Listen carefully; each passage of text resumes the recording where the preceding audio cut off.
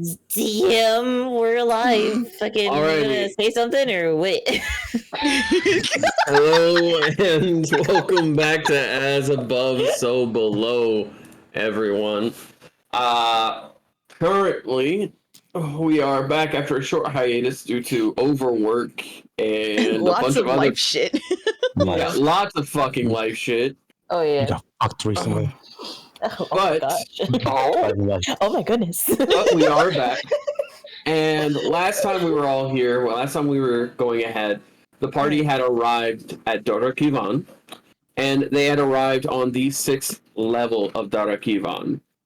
They had been brought into a safe haven by a hag who had a bit of a beef with Seraphina's uncle. And proceeded to murder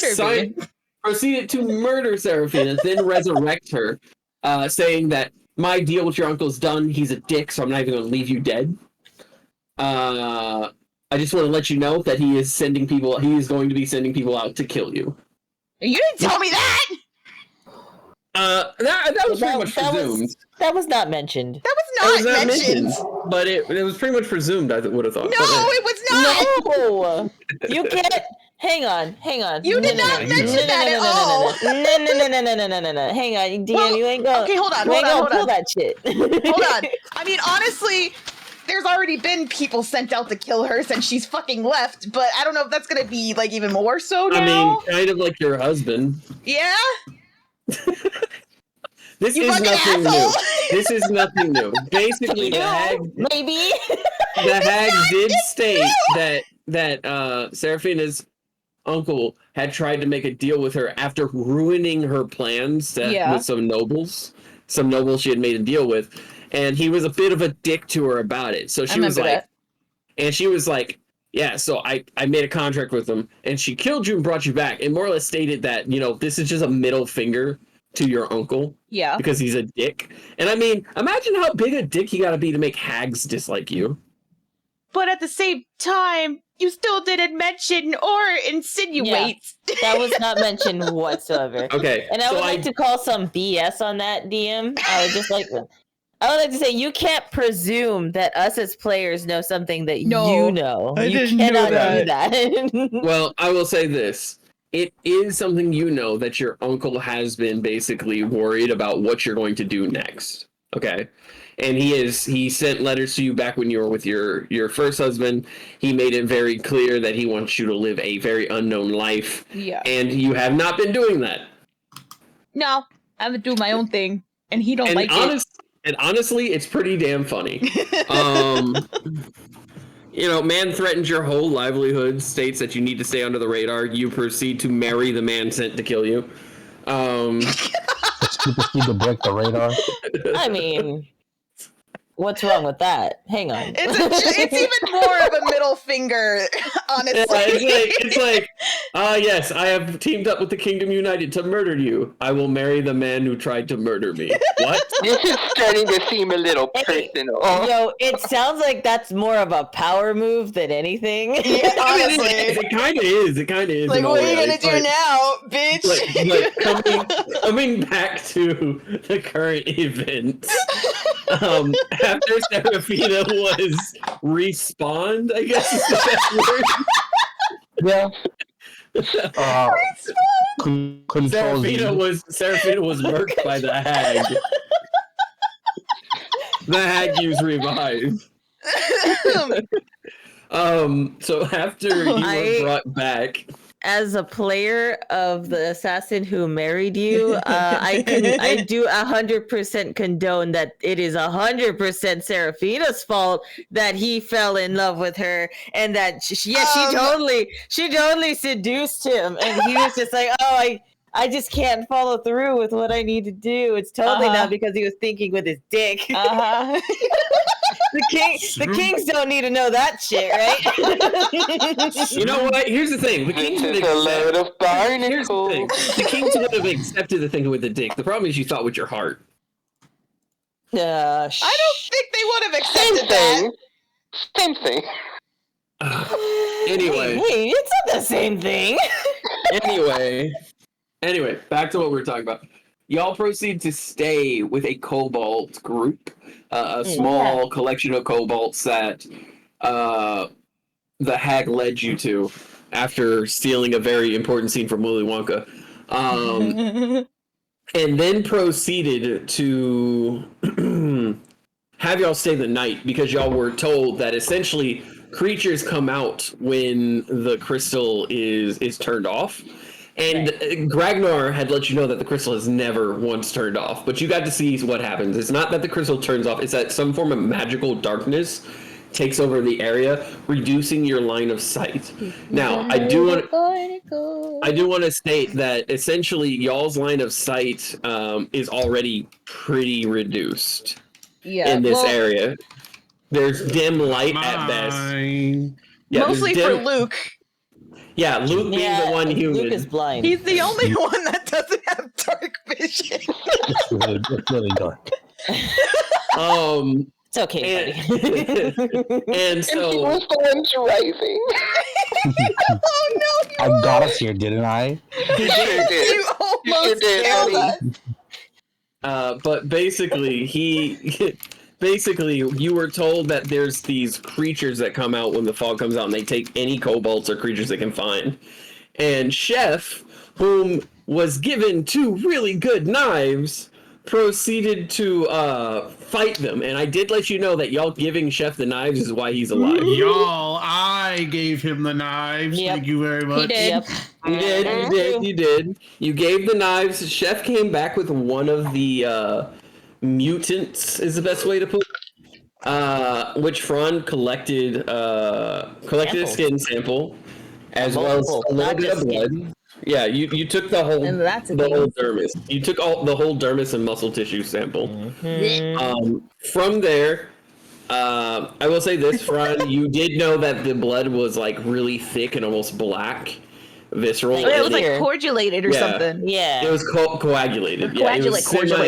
Coagulated. I understood what you meant. It's okay, Serafina.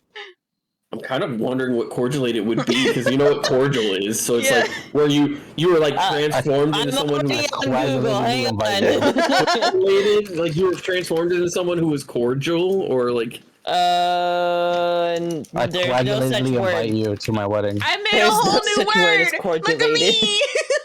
I mean, cordialate is a word. Is it? Hang on. Is it? Cordialate. Excuse me, cordialate.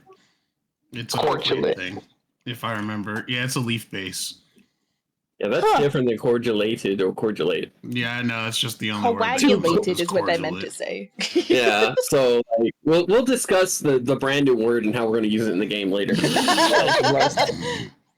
But essentially, you were able to collect a tissue sample, and then Chef just kind of took the whole thing, dragging it, and it was about twice his size. He's dragging it away for food. Not eat that. No. And it sounds like they've been eating them on occasion when they. Yeah, he did mention that they eat them regularly if they can catch them. That seems like a really bad idea. Probably. But they don't care. It's food. Yeah, so essentially you guys have woken up. It is now air quotes daytime, even though you can't really tell the time frame. Y'all have gone ahead and agreed that you'll be heading out now in order to save yourself the trouble of running into these things in night. But it's every 8 we're hours. Evacuating the people on this layer. We discussed that the night prior. I remember. Yes, you would lead them part of the way, and then they would go the rest of the way.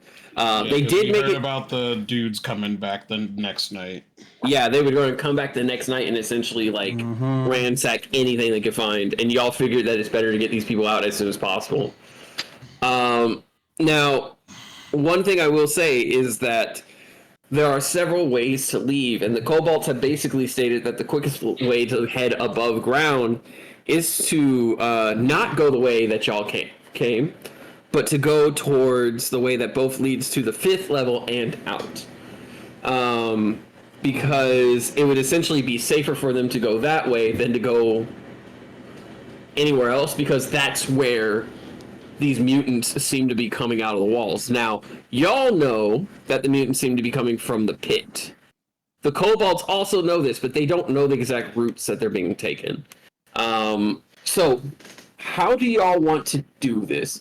Do you want to grab the kobolds as a whole and lead them out to a certain point? Or do you want to give them directions on how to get out? Lead them out. At least me personally, I would like to lead them out to a certain point. Oh yeah, I think that'd be the smartest idea. they can have bodyguards. Yeah. All right. So with that, where are my notes? I had notes that I wrote down. Nice. I thought I had notes on what I wanted to do this session, and I don't know where the fuck I put them. That seems to be a common theme. I don't really give a fuck. That's what I use Obsidian. Wow. I took notes before we started.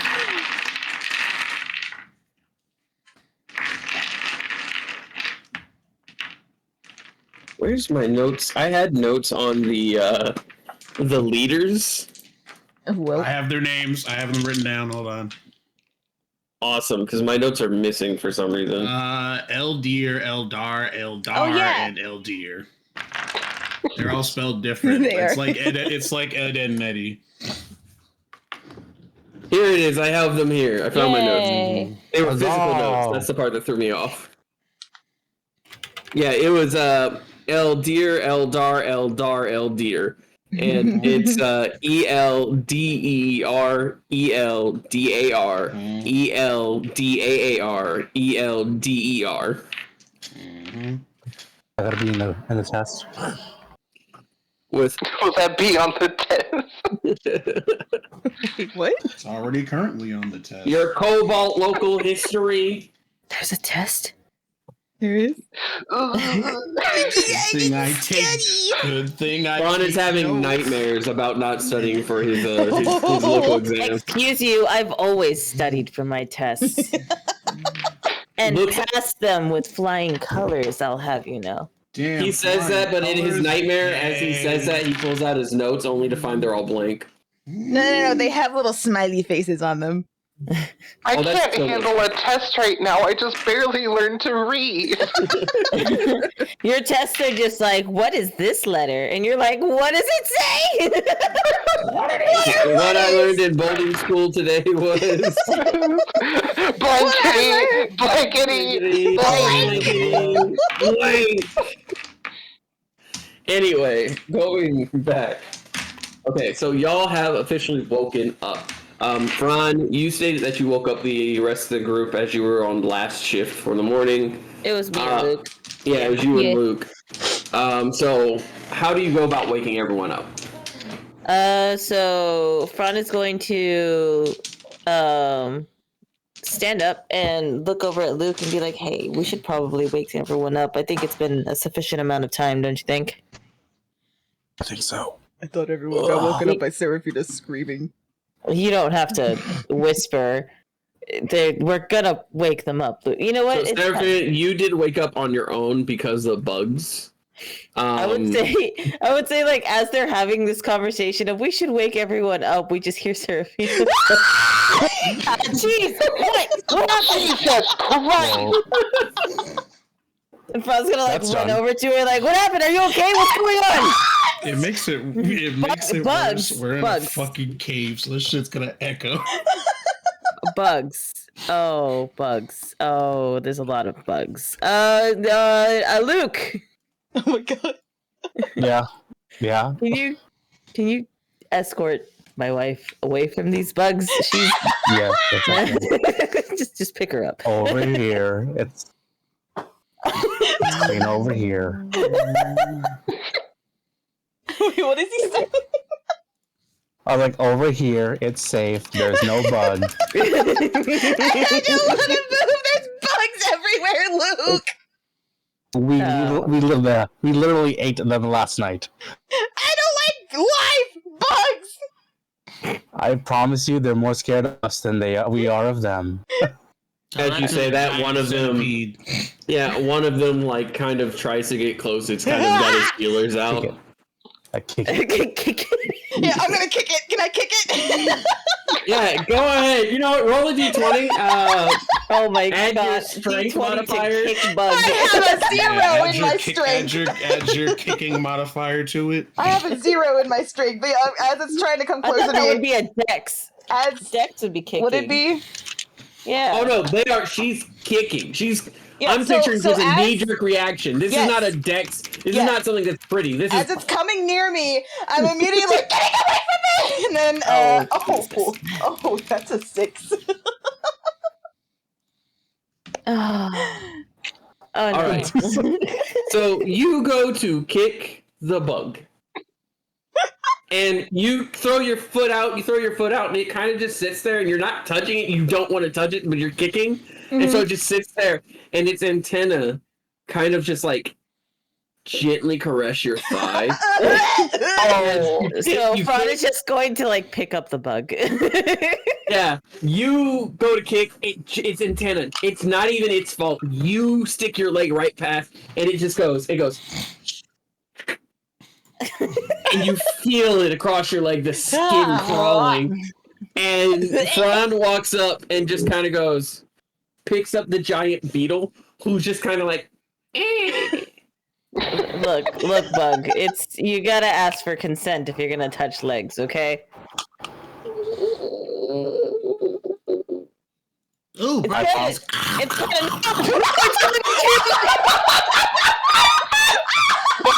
does the whole like his hand and mouth thing where he just goes Jaws. Ron's jaw just like drops and he's like, Ragnar, I was having a moment. I want you to know that beetle was about as big as my water bottle. Oh my I want you to know that. Oh. That beetle was about as big as my water bottle. I want you to know that Ragnar did in fact take 3 whole chunks just to get it. Right off your hand. But the way he did it was he bit the head off, bit a little more, and then he just your whole hand in his mouth. I didn't have to make eye contact with it while it was dying. Just fucking, you pull your hand away from, and there's saliva on your hand. Well, this isn't new. He just like wipes it on his cloak. Yeah, okay. The bug is gone. Thanks. Yeah, don't thank me. Thank Ragnar. He ate it. God, that was so out of nowhere. I love that. Well, everyone's awake. That was unexpected. While y'all were sleeping, Luke and I did meet up with Chef. I believe that's what he went by. His name was Chef. The stabby one. Yeah. Yeah. So he did stop by and he brought something very interesting. We were listening out for, obviously we're just doing lookout. And we overheard what sounded like slithering, or I'm not even sure. It sounded like something that was crawling but slithering at the same time. Crawling and slithering. Correct. Well, Chef did manage to kill one of these things and brought it to us. And he killed more than just one, but yeah, I'm sure he did. But that being said, I do have drawing depictions of it that I noticed from it because he went and took it back to eat it. So that's a whole different story. And Fran's going to pull out his sketchbook and hand it over to Ragnar and for everyone else to see.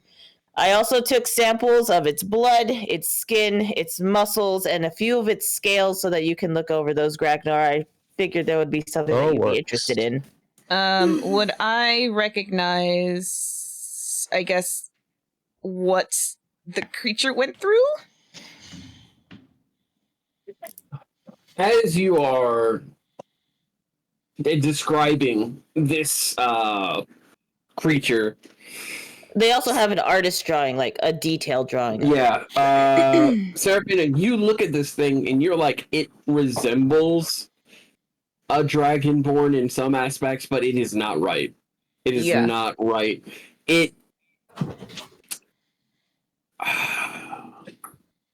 Arcana check. Yeah.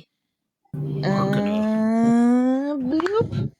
Let's see, 19 plus 5, 24.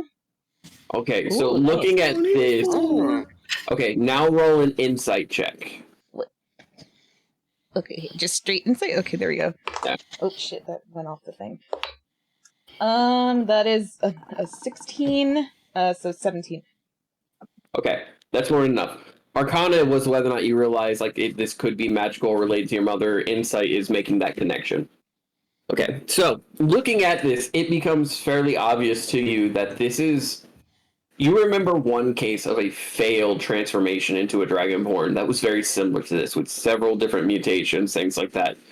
And it was someone who tried to like force their way into receiving the blessing. Mm-hmm. And in doing so, they came out distorted, and essentially looking like some sort of monster mutation. You also recognize that this mutation appears to be somewhat random. You know, sometimes they'll develop a full tail, but maybe their arms are too small. Maybe they'll develop the crest of a Dragonborn, but the snoot will be too close to the face and more They'll look like fleshy a pug. Yeah, like if a pug was ugly as sin Fleshy and fleshy with like blotched scales, things like that. And you're recognizing that like this is in fact some form of magic similar to your mother's, but it is in no way complete. So you're saying like I'm thinking it could be my mother, but it's Yes. okay. But this is like this is not something that you've seen often. Like it's very much similar to your own mother's ability to change. Okay. But you've never seen a failure this bad. You know, your mom has been doing this for a long time, and you've watched, and like I said, you've only ever seen one situation where it failed, and it's because someone tried to force it. Yeah, that looks like something my mother might have done. I mean, she is down there from what we understand. Yes, but I've only seen failed. What is the transformation called? Polymorphs. I've only seen failed polymorphs once. They looked kind of like this, but not to this extent. I mean, if we're taking an estimated guess at what's going on here, from what they've told us that's happened, it seems like they get snatched up at nighttime. And it's sounding like she's trying to make more people on her side or in Davenar or something like that. And I'm assuming turning people against their will probably turns out like this. But that... Can I make an insight to be like, this isn't normally like her? You wouldn't even need to make an insight. You know that your mother's mental state is shaky from the wedding because she was there and then she wasn't. Yeah. You know... Yeah, and Bahamut told you that your mom's mind, her own psyche is fractured. She basically has gone through traumatic event after traumatic event to the point that like her mind and body are broken. So at worst we'll fight these things, at best we'll fight something like Garum? Correct. Yeah. As far as I know, there's only one, which is Davenar. That's like, you know. Yeah, but how many of just these? The one. Mm-hmm. Whenever we were listening out, it did sound like there were multiple of these things being led by one smarter individual. Again, we could not see them. We were trying to be discreet and trying to stay hidden. We only heard what we heard. We could probably get more information from Chef because Chef got a good view on all of them and has seen them multiple times before. I was literally about to say you could probably ask Chef. So, first things first. I know you want to get them out to safety, and you did essentially convince them, didn't you? Most of them? Yeah, There's a couple of the other elders that aren't exactly on board. All right. Well, then I suggest, it's just a suggestion, we assist them on the way out so they don't get lost. I mean, I doubt that they'll get lost. They know this place better than us. I plan to. It's just I'm going to go with. I wanted to like take them part of the way at the very least, and like give them like pretty good directions on how to get there. There's a big enough group where they shouldn't have any problems, and Shep seems like he can definitely handle himself. So they have at least one person that can fight. I will say this: one of the things that me and Luke did over here. They said that they would be coming back by the next night. That's why I'm trying to get them out now. That's probably for the best. They were saying that since they know that somebody's here, aka they found Chef, that they figured that there would be others. So that is definitely a warning you need to give to those who won't be leaving.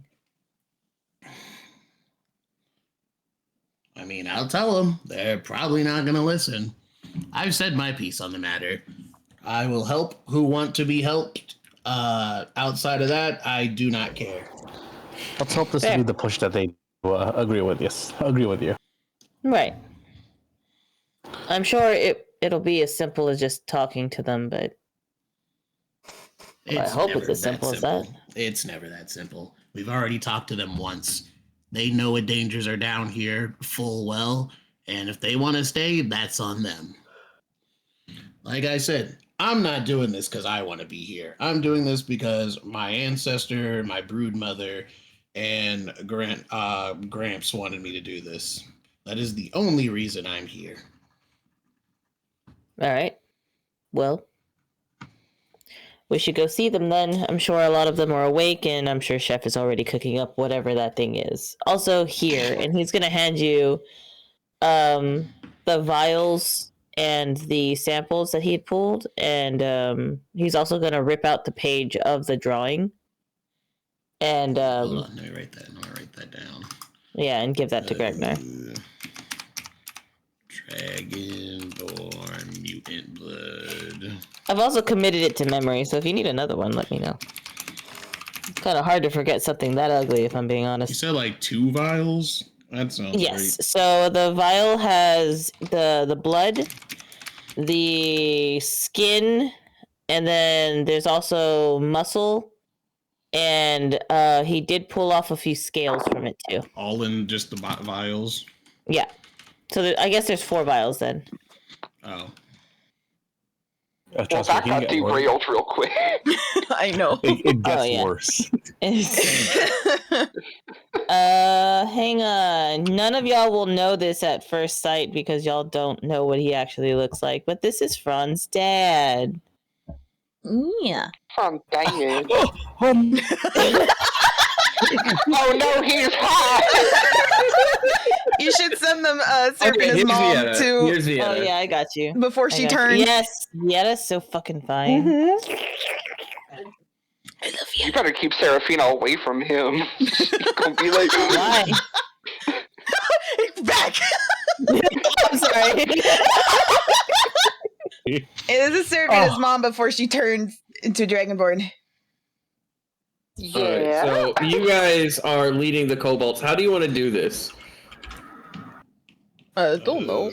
Why do you want to make them look like a little cart? Yeah, are they on the cart? We're gonna say they're on the cart. They're just huddled up on the cart. No! I liked it when they were a little cart. Honestly, probably me in front at the front. Yep. It should probably be like just. Oh, that's what you meant. The order. Okay. Yeah. Yeah. Like I am the party out, behind Fran at some point. I'll cover the backs just in case someone we need somebody at the back. Yeah, we need somebody at the back. People in the middle. No. I'm behind Fran. What are you doing? Okay, so 3 there. So we'll have. That's not how it usually works, but baby, if you just ask.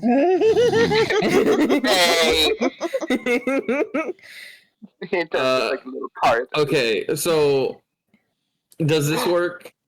Luke said they would be at the back. Okay.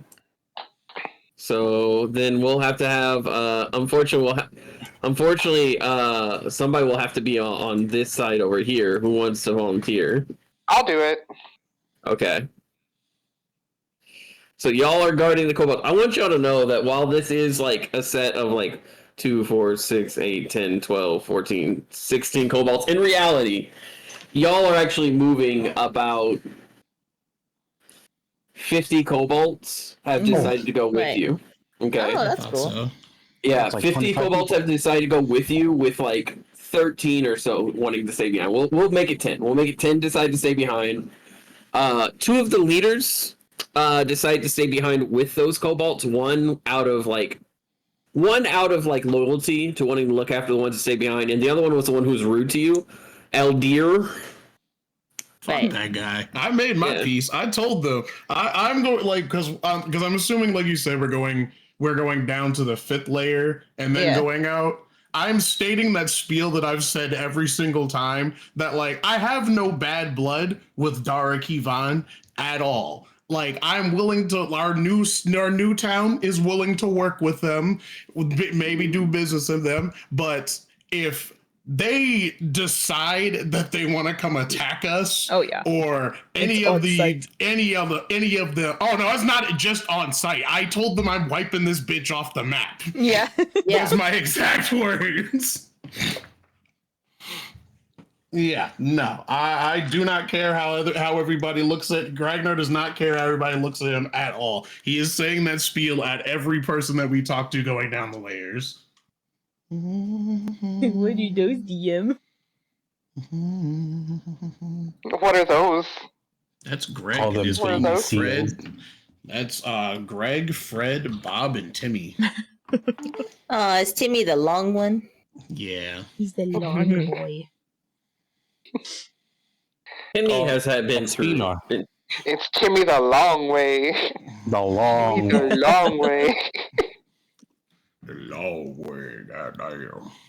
All right, so it will take y'all roughly about 6 hours to get the kobolds to the area. You essentially have to walk through what would normally be traps, but the kobolds are like going through and they're loosening the trap. There's a couple of them that actually go ahead of you guys, so that they can go ahead and take care of any traps that come up, so that no one has to worry about them. Some of them are, but not all of them. Yeah, and I will say this: we will make. Oh, it's not a bus anymore. It's a pee-pee. Wiener.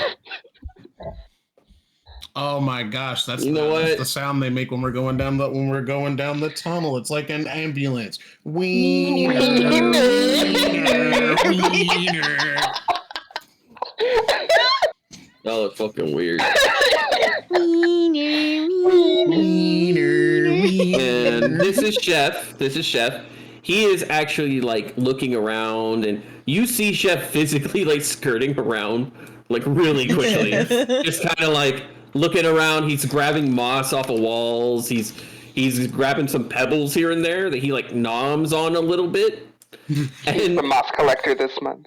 And then he proceeds to walk around. He kind of just, you see him zoom. You see him zoom in. Oh, Chef! Oh, he's hitting it. You see him absolutely zoom in. And he is going to give you guys advantage on perception checks. Ooh, let's go. So, I want y'all to know that y'all got kobolds with you. Yeah. So y'all get pack tactics.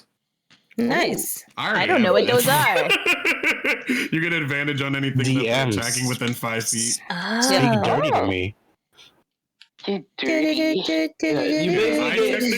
I already have that, but I don't fight in melee a lot until recently.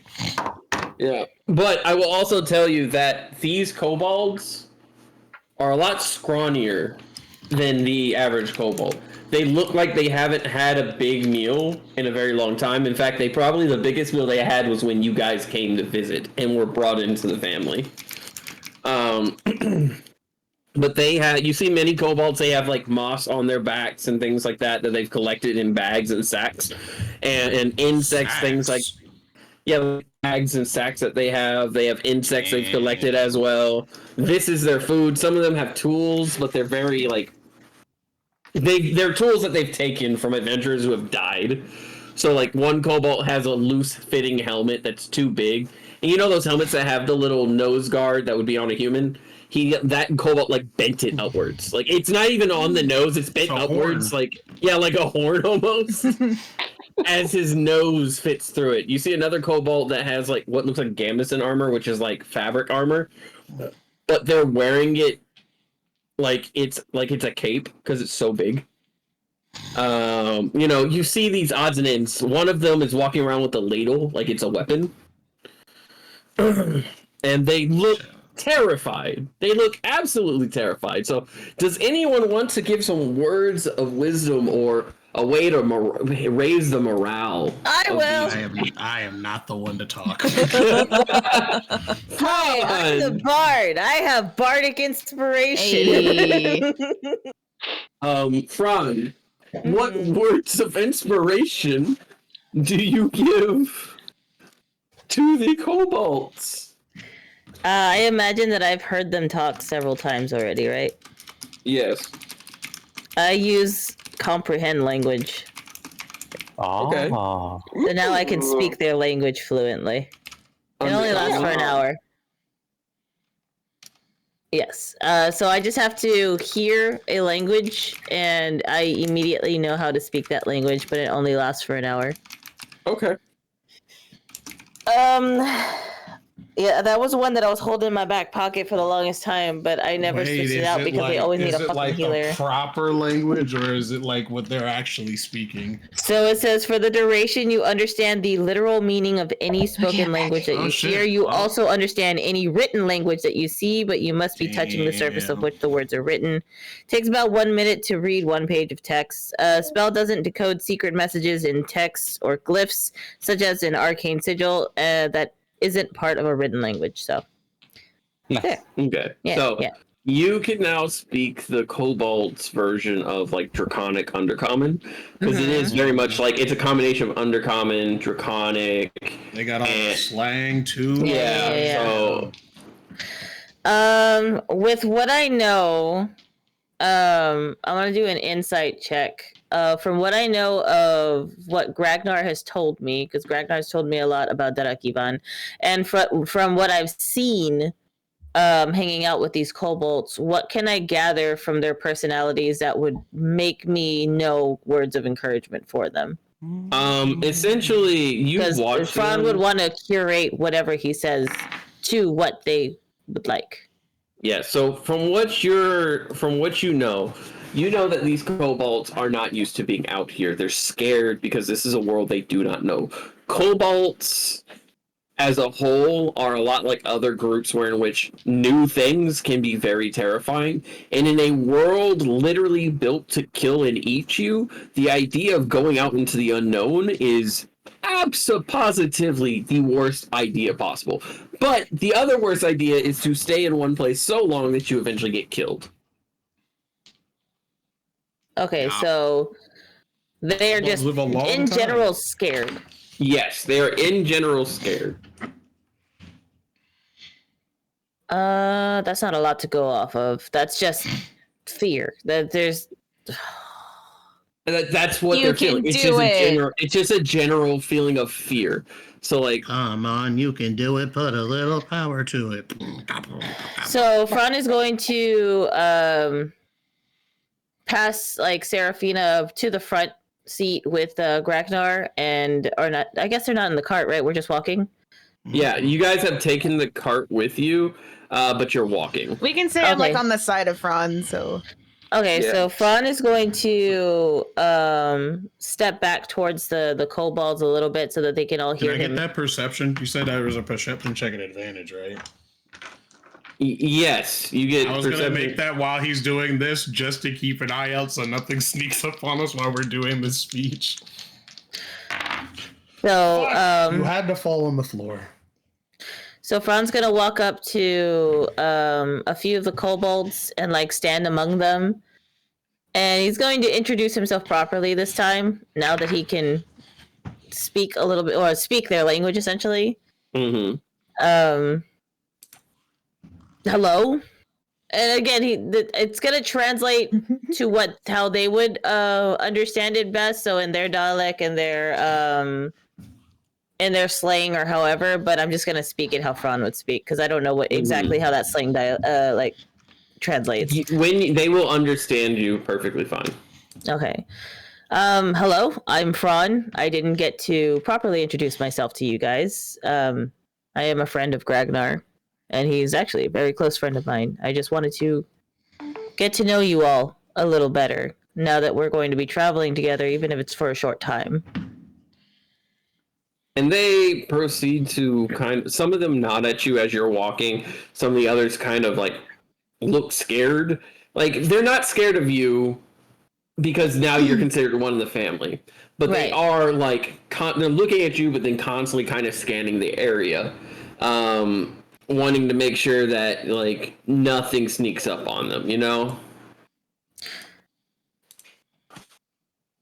I know that you're scared. I can see it on your faces. You don't have to try to hide it. It's perfectly natural and very normal to feel fear for the unknown. Take it from me. I used to live in fear, just like you, from the unknown. But I assure you, you are safe and you are protected. Now, I can't say that we can protect you from the world because that's impossible. But what I can say is that we will make sure that you have the opportunity to not just protect yourselves, but protect those you care about. Even if that is just this clan, or even if it's a clan that you create on your own, even if it's the new clan that you're going towards. The world is scary, and I'm not going to tell you otherwise. But all of you are going to make it, and I am going to make sure of that. We're all going to make sure of that. They sit. Kind of some of them stop, and they look at you. We'll stop with them. And one of the smaller kobolds just kind of looks up at you, Fran, and says, "So we won't be eaten?" By what? What do you think you would be eaten by? The monsters in the caves. With how many of us there are compared to them, we won't let that happen. I can't guarantee that everyone will be 100% safe, because that would be a lie. And the last thing I want to do is lie to you. A lie isn't going to help you. A lie is just that. And they look at you, they fumble with their hands a bit. The kobold that had the ladle walks up to them and just pats them on the head. You see that particular kobold is a brown kobold, and they look up at you and say, "We appreciate that. We're thankful for your words." And we just want to go to a place where we'll be safe. And I promise you that is something that we are leading you towards. It's the journey that's the hardest part. And so, Ragnar, you rolled a perception? 17. Okay. You see it. It was at advantage because I rolled a nat 1 on the other die. You see this before Fran does. Fran, you're currently back here with these kobolds who... Do you want me to tell you what my passive is? Yes, what's your passive perception? That's perception plus 10, right? Yes. 17, it matches. Okay. You are currently... Now, the way that perception works, just to remind you guys, is if you're distracted, you would have to roll. But if you're actively looking, you no matter what, you can't get lower than your perception. Fran, you're currently engaging with the kobolds. So if you want to roll for perception, you can, but you wouldn't by default get that 17, even though like that's really good. You would essentially be it's like being in a conversation with somebody and then people walking around, you're not paying attention to them. I agree. However, I will argue one thing. You can still tell me no. With my skill set and how I was trained, I am trained to keep an eye of my surroundings even when in conversation in case somebody tries to sneak up on you during a conversation. Yes, but that would be the active role. Again, it's even though that's why your perception is really high. Like when you're going to roll for it, it's still really high because your character is trained in that. Does that make sense? I suppose. Yeah. I mean, I'll still roll for it, but that's what I was just saying. Yeah, so if you could roll for me. So it's an 18. 18. See, But no, I'm just saying, like, I was. That's why I was saying, I was like, it's fine if I don't have to roll, but it's also like just wondering why, like, I would still have to roll. Yeah. So I will say this, Seraphina, you're still at the front while Fran is talking to these kobolds. I would like to say I'm also kind of keeping an eye out, at least like in the front. Yeah, you're keeping an eye out in the front. Do you want to roll? What is your passive perception? 11. 11. So do you want to roll for that? Yeah. Because with you looking, you can't get lower than 11. Yeah. So you said I had advantage? Yes, you have advantage on perception checks good, and others. All right. And that's a 4. Okay. So you got 11. All right. You see nothing ahead of you. The kobolds, you see those two kobolds, they're checking things. Fran, as you give this speech, you and Gragnar and Sam, roll for me as well, just because you're also keeping an eye out. Okay. Let me see here. My passive is 15. Okay. But So you have a passive. You can go with the passive, or you can roll for it. But no matter what, you won't get below that passive. Okay. Well, I'll just roll for it. Why not? Yeah. Because you're not Luke distracted. also roll too? Yes, Luke. Feel free to roll. How blind am You roll normal because it was at disadvantage, and then you got advantage. Yeah. So with my roll, I got a 16 instead of a 15. Okay. Here I go rolling again.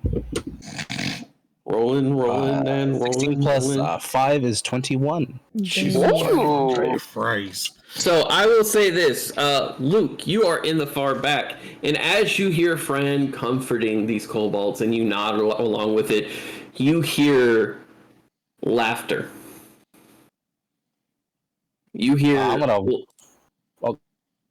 laughter, and as you do, you see a large Dragonborn approach out of the shadows. He is green. He is not. What's up? Do I have time to whistle? Yes, you have plenty of time to whistle. I know I'm showing him right here, but in reality, he's about like 30, 40 feet away in the shadow. And he's laughing as he hears Fran. And Fran, again, in that draconic, underdark wording, you hear empty promises. Oh, we all hear that? Yes, you all hear it. I'm gonna use. I also whistled for attention. Okay, so Also, bardic inspiration to all of the kobolds. how many bardic inspirations do you have? Let's find out. I'll use them all if I got it. Let me see. 74. 74. That'd be fucking broken. I wish that it would fucking That's fine. Builds character. accumulate it for me. Normally it'd be related to your dice, the dice that you roll. I know. Well, I mean, it tells me what dice they are. So, like, for example, it's a D8 now. So it's a D8 of bardic inspiration. But how many I have is the question. Hang on. Question: is this dude behind us? He is. Okay, cool. I already have an idea of what I want to do. It's my charisma mod amount. So okay. If it was my save, it'd be better. So I get 4, technically, 4 bardic inspirations. Okay, you get 4 bardic inspirations. 4 them bitches. But if it was my save, I would use +9. That would be scary. That's very scary. That's my character. But what we would... Oh, shit. Rosie. What we're going to do is, essentially, you guys saw them coming. Okay? You did, in fact, see them coming. So there's no surprise round on them. What happens is you watch as they begin to approach. What are you going to do? You are not yet in combat. What is the free... I'm going to give you guys... I'm going to give you each an opportunity to do something. You see Garum pull out his sidearms, and he moves himself to the back. Again, he was close enough to do so. I'm going to start from the back and work my way to the front. So... So we're all getting a chance to do something before they do anything? But starting from the closest person to the Dragonborn backwards. Oh, okay. Yes, because what I'm doing is essentially they're closing the gap on you guys. So, Luke, what are you doing right now? I'm going to hold action, and the trigger is when I see something in front of me. Okay. Or past me. Yeah, because right now I'm kind of blind in the gutters. Okay, you have essentially, there's no light coming except for like the ambient light of the bugs and stuff on the wall, which gives you, at best, it gives you about a 15-foot area you can see around. Okay. So anything that comes within 15 feet of you, you then have your action will trigger. All right, Sam, what are you doing? I'm going to start trying to maneuver the kobolds to move towards the front of the cart, getting as much distance between them and the enemy as possible. This guy here, the wolves go here. The wolves are attached to the cart, by the way, so they will not be able to join combat at this time. Yeah, it's gonna take me too much time to get them unhooked anyway. Yeah, basically. I'm just gonna delete these fucking wheels, because, like... We don't need no stinking wheels. They're under the cart. They should be. Yeah. So essentially there's that. Sam, you have officially moved the kobolds. Next is going to be Fron. What are you doing, Fron? I'm going to walk up to Luke, and I'm going to cast light on his sword. Ooh. Okay, 20 Luke. feet instead. Mm-hmm. Yes, you now have 20 feet of normal light with, I believe it's 30 feet of dim. 35 feet of dim. Yeah, if you can pull that up real quick so we can keep track of that. Touch one object that is no larger than 10 feet in any dimension. Until the spell ends, the object sheds a bright light within a 20-foot radius and dim light for an additional 20 feet. The light can be colored if I'd like, completely covering the object with something opaque blocks the light. The spell ends if you cast it again or dismiss it as an action. If you target an object held or worn by a hostile creature, the creature must succeed on a dexterity saving throw to avoid the spell. So, since they're not hostile, it's fine. So, yeah, they can see up to 40 feet technically. Okay. So, yeah, you can see up to 40 feet technically. So now you are seeing them in the distance. Like, he's about 30 feet from you, and you can see that they're moving. So by the time y'all's turns end, they'll be on you guys, and we'll figure out initiative. So next is going to be... So Sam, you help the kobolds move. Ragnar, what are you doing? I'm gonna move up next to Sam. And you said I heard what he said? Yeah, you heard him laugh and say false promises. False promises are better than being dead, and I cast Disintegrate. At what distance can you cast Disintegrate? I could use it's 60 feet, but I could use Sorcerer Points to double it. Okay. Oh fuck yeah! Let's go. God. Okay, so you see that he is leading a group. There are two creatures that seem to be bipedal, quadrupedal. So they're like kobolds, but they're like their back legs are short, their front legs are bigger, and they're running almost like wild animals towards you guys on all fours. Then you see like several smaller ones that they're moving very quickly, and they're kind of spread out. But the one who said that is in the center. He looks like he's in charge, so I'm taking him out.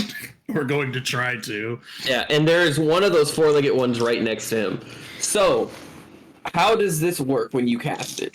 I literally point a finger forward, and a beam of red energy just hits him directly in the face. He gets to make a dex save, though. Okay. So let me go ahead. I will make that deck save. At this time, I'm going to point out I am using the die that you got us. Ooh. Yay! Oh, that looks so pretty. It is very pretty. So pretty. Let's see if they like me or you guys better. Well, fuck. I hope that's the good thing. It rolled off the thing. Oh, it's indifferent. I understand. That's going to be 18 plus 4. Oh shit. Well, he definitely doesn't passes. like us. So he dodges, but there's one directly behind him, and I want to see if it could make it out of the way. Since it's a direct line, you were aiming at him, but he got out of the way, but there is one directly behind him. Mm-hmm. And that's a nat one. Well, So the quadrupedal one is like running behind, like, ah! And he sees his boss step to the side, he's like, huh? Oh my fucking God. As if killing the bard impresses us. Hey now. Wow, wait a minute. It might be impressive. Hold on, I gotta pull out the calculator because I'm That bad 10d6 at plus 40. math. Yeah, I rolled a bunch of 5s and 6s. Wonderful. It's easier to count the 5s and then add the 6s afterwards. I just type everything into the calculator. Hi, she's saying it. She's in the universe. She will the universe. Sing today? Wanna say hi? Yes. You wanna say hi? Oh. Wanna say hi? She said no. Well, she didn't love That is 73 points of force damage. God damn. Love it. You watch. Oh my god. You watch as that beam hits, and you watch as they are mid-stride into this wall of force that literally they disintegrate through. Their skin peels away and fades into dust. Then you see the muscle, then the bone, as they run through essentially what looks like a wall of disintegration, and they just out of existence. Yes, exactly. Just absolutely, it's kind of like, poof. And with that, you watch as the boss steps out of the way. He literally just sidesteps it. He does not look back at the his so-called companion, who lets out a yelp that is cut off as soon as it starts. Which one was that? That was this one. Oh. He's gone. Yeah, he dodged that. He just it's gone. Just absolutely fucking gone. So I'll turn to him like when he did that, and I'll be like, "I didn't know you could fucking do that." Yeah. I Next literally is did going it to 2 days ago. Next is Serafina. What are you going to do? So, what is my context here since I'm in the front? You heard Gragnar's like one-liner of, false hope or False hope is better than being dead. Yeah, false hope is better than being dead. You heard a yip and they're gone. Okay. And So I'm not going to move from my spot, but I am going to turn and look. And I assume I see everyone. so there's a lot going on in between you and them. You would have to step to the side. Okay. One Well, of the sides. any point where I can see actually what's going on, I guess. Okay. Do you want to move up or down? I will move down near where Sam and Gragnar are. All right. So you end up here. You can see as this is all happening, because it's all happening simultaneously. You move down. You hear Gragnar says, you watch that one mutant just disintegrate as if they hit a wall, as Gragnar points out. And again, y'all are moving backwards as this occurs. I am immediately just going to say to myself, oh, fuck no. And then I'm going to do what Ragnar did and sorcery point and, what is it? The double spell thing? Twin spell. Distant spell. Twin spell. Well, I'm going to twin spell Ice Storm. Okay. How far does Ice Storm reach? 300 feet. Oh, and it has a 20-foot radius. Yeah. All right, so you're going to go ahead and do Ice Storm. And it's got a 20-foot radius. I'm going to put it like right in the center of where the boss is with those other 4 things. No. For the next thing I have planned, this is going to be fucking hilarious. So let's see. 5, 10, 15, 20. So it's going to be a 4-foot I'm putting it area. like right in the center, like square next to, like in front of that little long thing. Yeah, let me go ahead. I'm just trying to draw it. So right in here? Yeah. All right, so this is the center of it? Mm-hmm. 1, 2, 3, 4. So we're just going to go ahead. Do. And then... Just about everyone. Nice. Tactical. And it's also in a 40-foot high cylinder. I don't know if that matters right now, but... Well, if there's any bugs above them, they'll be dead. Yep. Yeah. So with that, what does that do? Does it automatically hit them? Do they get dex save? Each creature in the cylinder must make a dex save. A creature takes 2d8 bludgeoning damage and 4d6 cold damage on a failed save, or half as much on a successful one.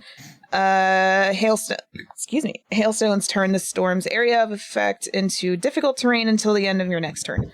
All right. And I'm also going to... Oh, I don't have 5th level. Okay, never mind. That's fine. Yeah. But yeah, it's also twin spelled, so I guess I just do that damage twice. So you're going to go ahead. You could also hit the other ones up top here. No. Do they see them? Did you say they see them? I'm just gonna focus on those. No. Yeah. Okay. So what I'll do is I'll put it like this so we can tell there's a difference. Yeah. Damn, you made a Venn diagram. So we need 2 dex saves. Okay.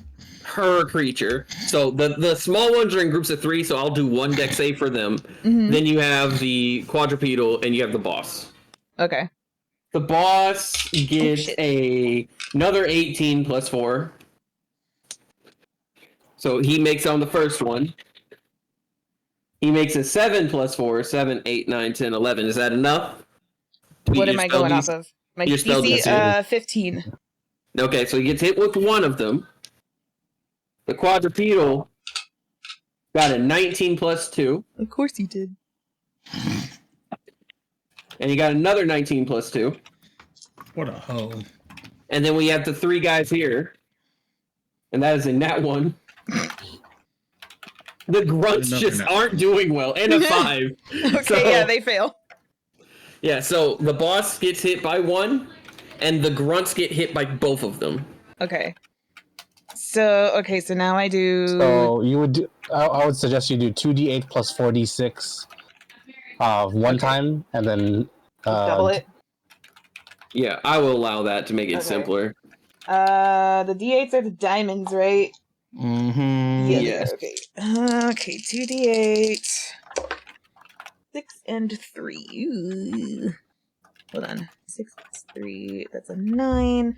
And then 4d6. Ooh. Oh, well, maybe not. I don't know. Anyway, 6. Let's see. 6 plus 2 plus 3 plus 1. 21 times 2 is 42 damage. How much is that? 42 total. And then half of that would be 21. So the grunts take that. So you watch as 2 of the grunts They did. Love it. just deleted. You watch as like the shards just fall through and pierce their bodies, pinning their bodies to the ground, running through them. The guy here, he takes half that because that's one of them. How much? It was 42, you said? 42 total, and then half of that is 21. So takes 21, and then the boss takes a quarter of that because again you did 2 of them, and then so 21. Wait, a quarter? Because you had two of them happening at once, right? You twin spelled it. Or are you But saying he that only the 42? Wait, what? So is that the total damage for both of those spells going off at once? Yeah, because we said we were 42, just gonna yes. double it once we. Yeah. So the boss had to make it for 2. Yeah, you're right. My bad. You're right. So it's 20. It's 21. Okay. So he takes 21. Sorry, I just got confused. I was like, wait a minute. No, you're good. Just like from the back, y'all should really leave. We're not gonna fuck around. Yeah, you watch as this one gets hit pretty bad, but he's still coming. Can we make an intimidation check with this? Not at this time. You've used your action. Okay. You watch as these go ahead and get hit. He gets hit once. You see one of the shards hits his shoulder, and he just grunts as he rips it out and tosses it aside. You see he's taking some damage, and then we're going to have Chef go. Oh yeah, Chef's here. My name is Chef. My name's Chef. And he's going to essentially use the hide action. Because he's in the dark, and because he is a cobalt, he gets advantage. So that's going to be a 16. That is more than enough to hide behind the stone, because they did not see him go that way. They watched their boss get absolutely fucking owned. So we have that happening. And now we're going to roll initiative. Hell yeah. Cool. Whee! Ooh, hell yeah. I really should stop rolling this die. This die's about to get thrown in the fucking trash. I got an Fuck. I got an Okay. 18 plus 2. That's a 20, baby. I got a 1 plus 2, so 3. Oh boy, okay. So Seraphina last. I'm gonna go pee now. I'm not far in front of her because I rolled a 6. I want my fucking mic mute. Oh wait, hold on. Never Woo, mind. let's I go, forgot. Luke. I forgot. I have to add bonuses to that. Luke got a 25.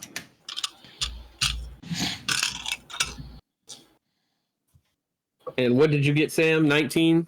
19. Luke over here taking improved initiative. Let's go. It's funny because it is 20 plus alert. I love it.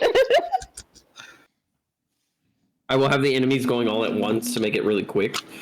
There are So only what 4 we- left. Oh, So far, I love that you're presuming. It's great.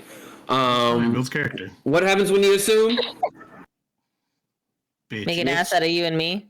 Yep. Only Get problem the is zoomies. my ass is pretty and yours is about to end up tan. All right. Luke, Promise. Fran, Okay, I'm back. Sam. So it is Luke, Fran, Sam, enemies, Cook, Ragnar, and Seraphina. Okay, one more time. Sorry, Luke, Ron, Sam, Sam. enemies, Cook, Ragnar, Seraphina. Okay. All right. So we are starting at top of the round. Luke, what you gonna do? Yeah, I think that's what, 15 feet? Yep, 1, 2, 3. It is 15 feet to get directly to him. Yeah, I would have just go. Okay. Now you can end up here, but you're going to end up in the circle, or do you want to end up? Just right outside. I think there's a square that's right outside. Yep, right here. So that's 20 feet right there that you move. And then I'm gonna use my great weapon to attack 3 times. Thrice. Okay. Goddamn. Ooh. He has a DC at this time, or he has an AC of 18. That is a lot. That is. Woof. One is, let's see, 17 plus 6 is 23. I've That got hits. 16 plus 6 is 22. That And then a hits. 7 plus 6 is a 13. So 2 hit, 2 miss.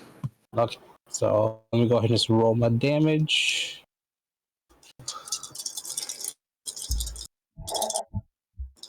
And actually, I can go ahead and put on battle music. Oh yeah. So it grants me. Sorry, let me pull my calculator out because I'm a big dumb. God, Jojo. I'm so sorry.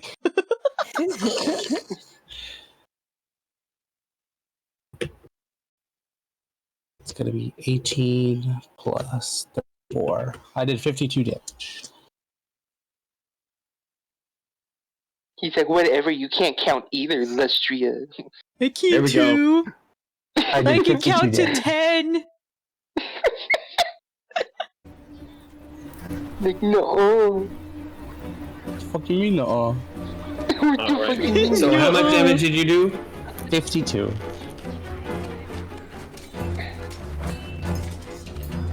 That's a lot of damage. All right. So you swing twice. You run up on him as he's getting hit by the ice. You watch him as he throws that shard of ice to the side, and you come up on his side and you slice his arm. You watch as you physically cut through, and you can almost see the white of bone with the light flashing off of your blade. He grunts as you then go ahead and slice again, this time across his chest as he turns to face you.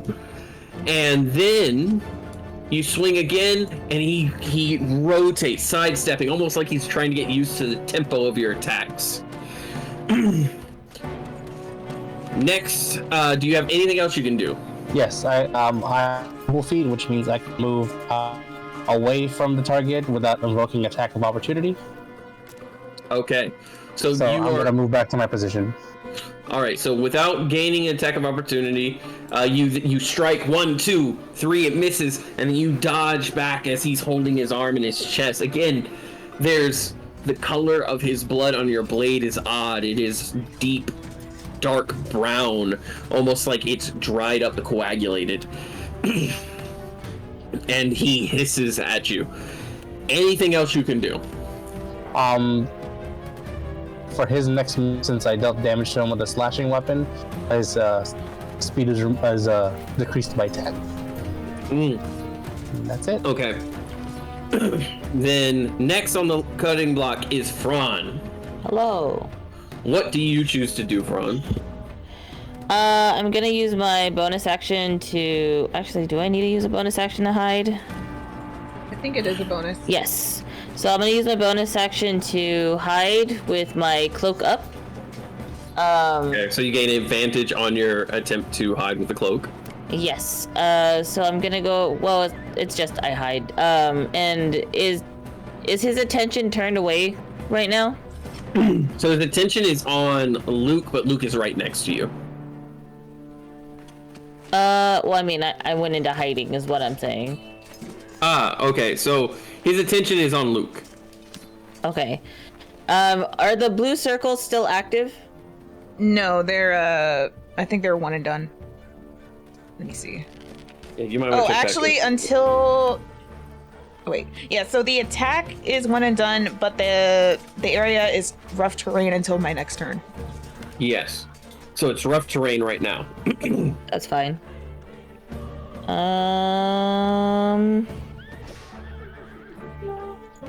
Which is dope, because with that minus 10 and then rough terrain doubling the cost to move. Mm-hmm. I'm going to sneak up behind him. Okay. So And...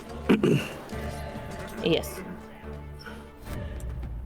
So while his attention is on Luke, I'm sneaking up behind him.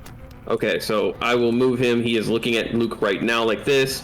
For you sneak out, it's going to be rough terrain, so it's going to be 20 feet on top to move that last distance. Can you do that?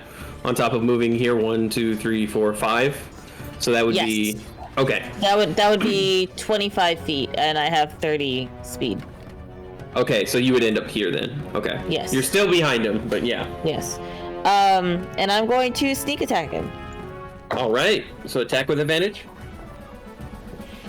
Let me roll the hit real quick. That's It's a 16 on the first one, and a nat 20 on the other. Okay. Nice. So go ahead, roll your damage. 16 does not hit the first time, but that Well, second no, one. it's not 2 hits. That you said with advantage, so. Oh yeah, I'm sorry. Yeah. So yeah. So So with it was that, a nat 20 was the actual thing. So you can choose to roll all the dice, or you roll it the first half and double it. All right, so then that's gonna be 2d4 plus 2. Hang on. So 2d4 plus 2. And then since I'm doing a sneak attack, it's an additional 3d6. Okay. So give me 1 second. I have to get my other d6, wherever it is. Where did I put it? Ash, did you steal my dice? Maybe. She usually does, it's fine. There we go. Okay. Dope. Let's see, that's 14, 15, 16, 17, 18, 19. That's 19, 20, 21, because of the plus 2. So that's 21 damage, and since it was a nat 20, do I double that? Yes, you can, or you can roll again, but I would recommend doubling it. I'm gonna double it. Because that's a good roll. Yeah. So it'd that be would 42. be 42. Yeah, 42.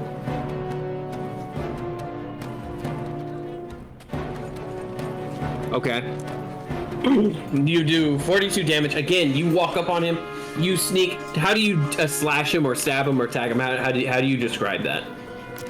So once I go into hiding and I see his attention is on Luke, I sneak up behind him and almost like a gosh, I don't know how to describe it. Like dust getting kicked up, and immediately stab him since I'm where I'm standing, I go for the side. Yeah. So I go for his side and I stab him there. So you go right for underneath the rib cage on the side. Right. I would say with his training, he's going for under the armpit, which is a vital spot. Okay. So you go, and as he holds his spear up, like he's getting ready for his attack, you see an opportunity, and you go right in there. It's a real quick in out. Yeah. With a slight twist, because you're about trying to cause that damage. You go in, you twist, you pull out. He yells out. He turns around, and for a split second, he locks eyes with the blur that is you. Again, you can't really tell if he's looking directly at you or if he's just staring in direction, but he knows you're there now. Yeah. and that's all I can do because I can't disengage. I don't have another bonus action. Okay, so with that, then we go ahead and we're at Sam and Garum, because I put Garum with you, Sam. What do you choose to do, Sam? So I'm going to actually do a harpoon attack on the little thing behind that little squiggly thing. Oh, this guy. The abomination. Yeah. The abomination, the quadrupedal mutant. Yeah. Yeah, that one. I'm going to do a harpoon attack on that. Okay, so go ahead, roll. The AC for the quadrupedal is 15. Let me see here. That's a 13 plus 5, so that is an 18. All right, so you go ahead and you fire. Roll your damage. You hit. Go ahead and roll your damage. So that'll be 2d6 plus 2. That'll be 13 damage. Nice. You watch as you lift your leg, you fire, and it runs directly into that shoulder blade as they are down this way. You watch as that spear gets stuck in there, and they kind of almost tumble as they were chasing forward through that rough terrain. They almost tumbled to the ground, letting out a bit of a yelp and a howl. It's very obvious that this particular mutation is more like an animal than it is like a person. And it is bleeding this ichor, just ooze that you can just barely make out. Again, for you guys, with Luke's light in this area, that area is in color, so you can actually see within that 40-foot area that like this black ichor is dripping out almost like ooze from the wound, and it's not, and it almost instinctually starts like gnawing at it, trying to like rip out the harpoon.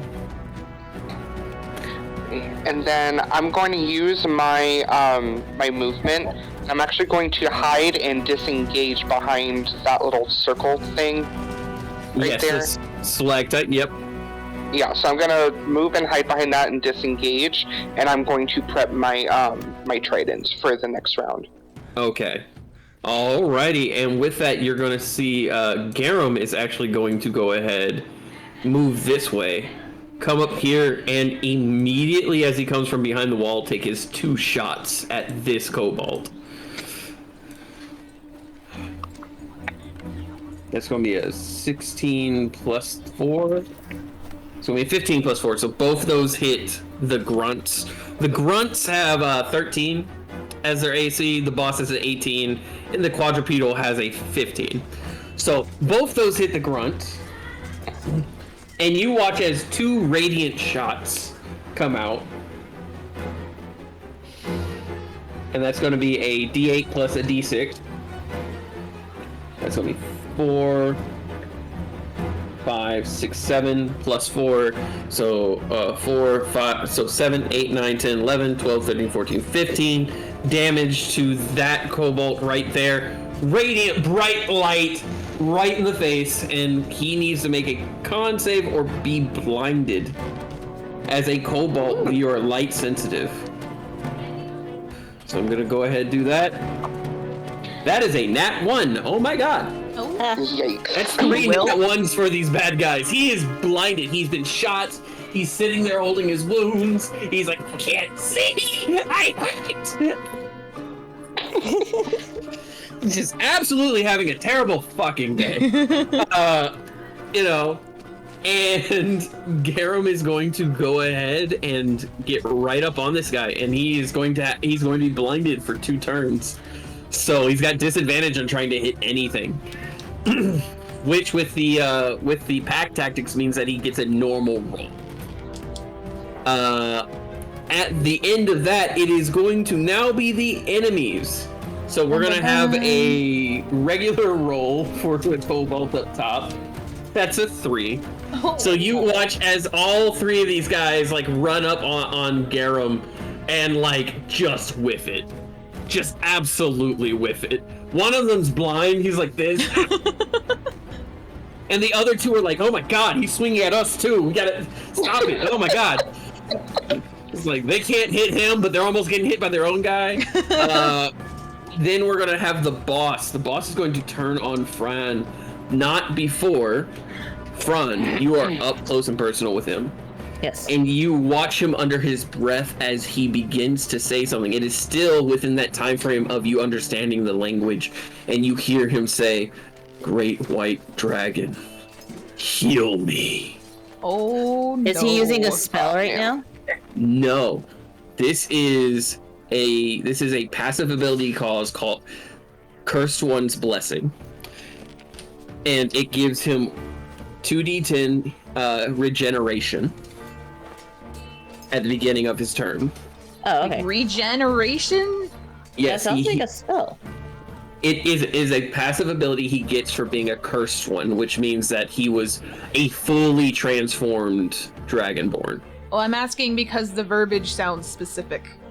Yeah. It is specific. It's like he's calling out to his goddess, but it No, is not I'm him. talking about the regeneration part. Yeah, it's 2d10 regeneration, so he heals 2d10. So it's an ability. Okay, well, I not a didn't know. spell. I didn't know if he's like somehow regenerating the skin that was like punctured and shit. So that's what you're essentially going to watch to see. Fran, you watch as that spot that Luke cut where you can see the white of the bone begins to close up, and it's almost like if cancer was healing him. It's not pretty. You watch him grunt as the cells begin to bubble and mutate, and this like patch of scar tissue connects itself. And he's going to heal, that's 6. That's another 6, so he heals 12 HP. Okay.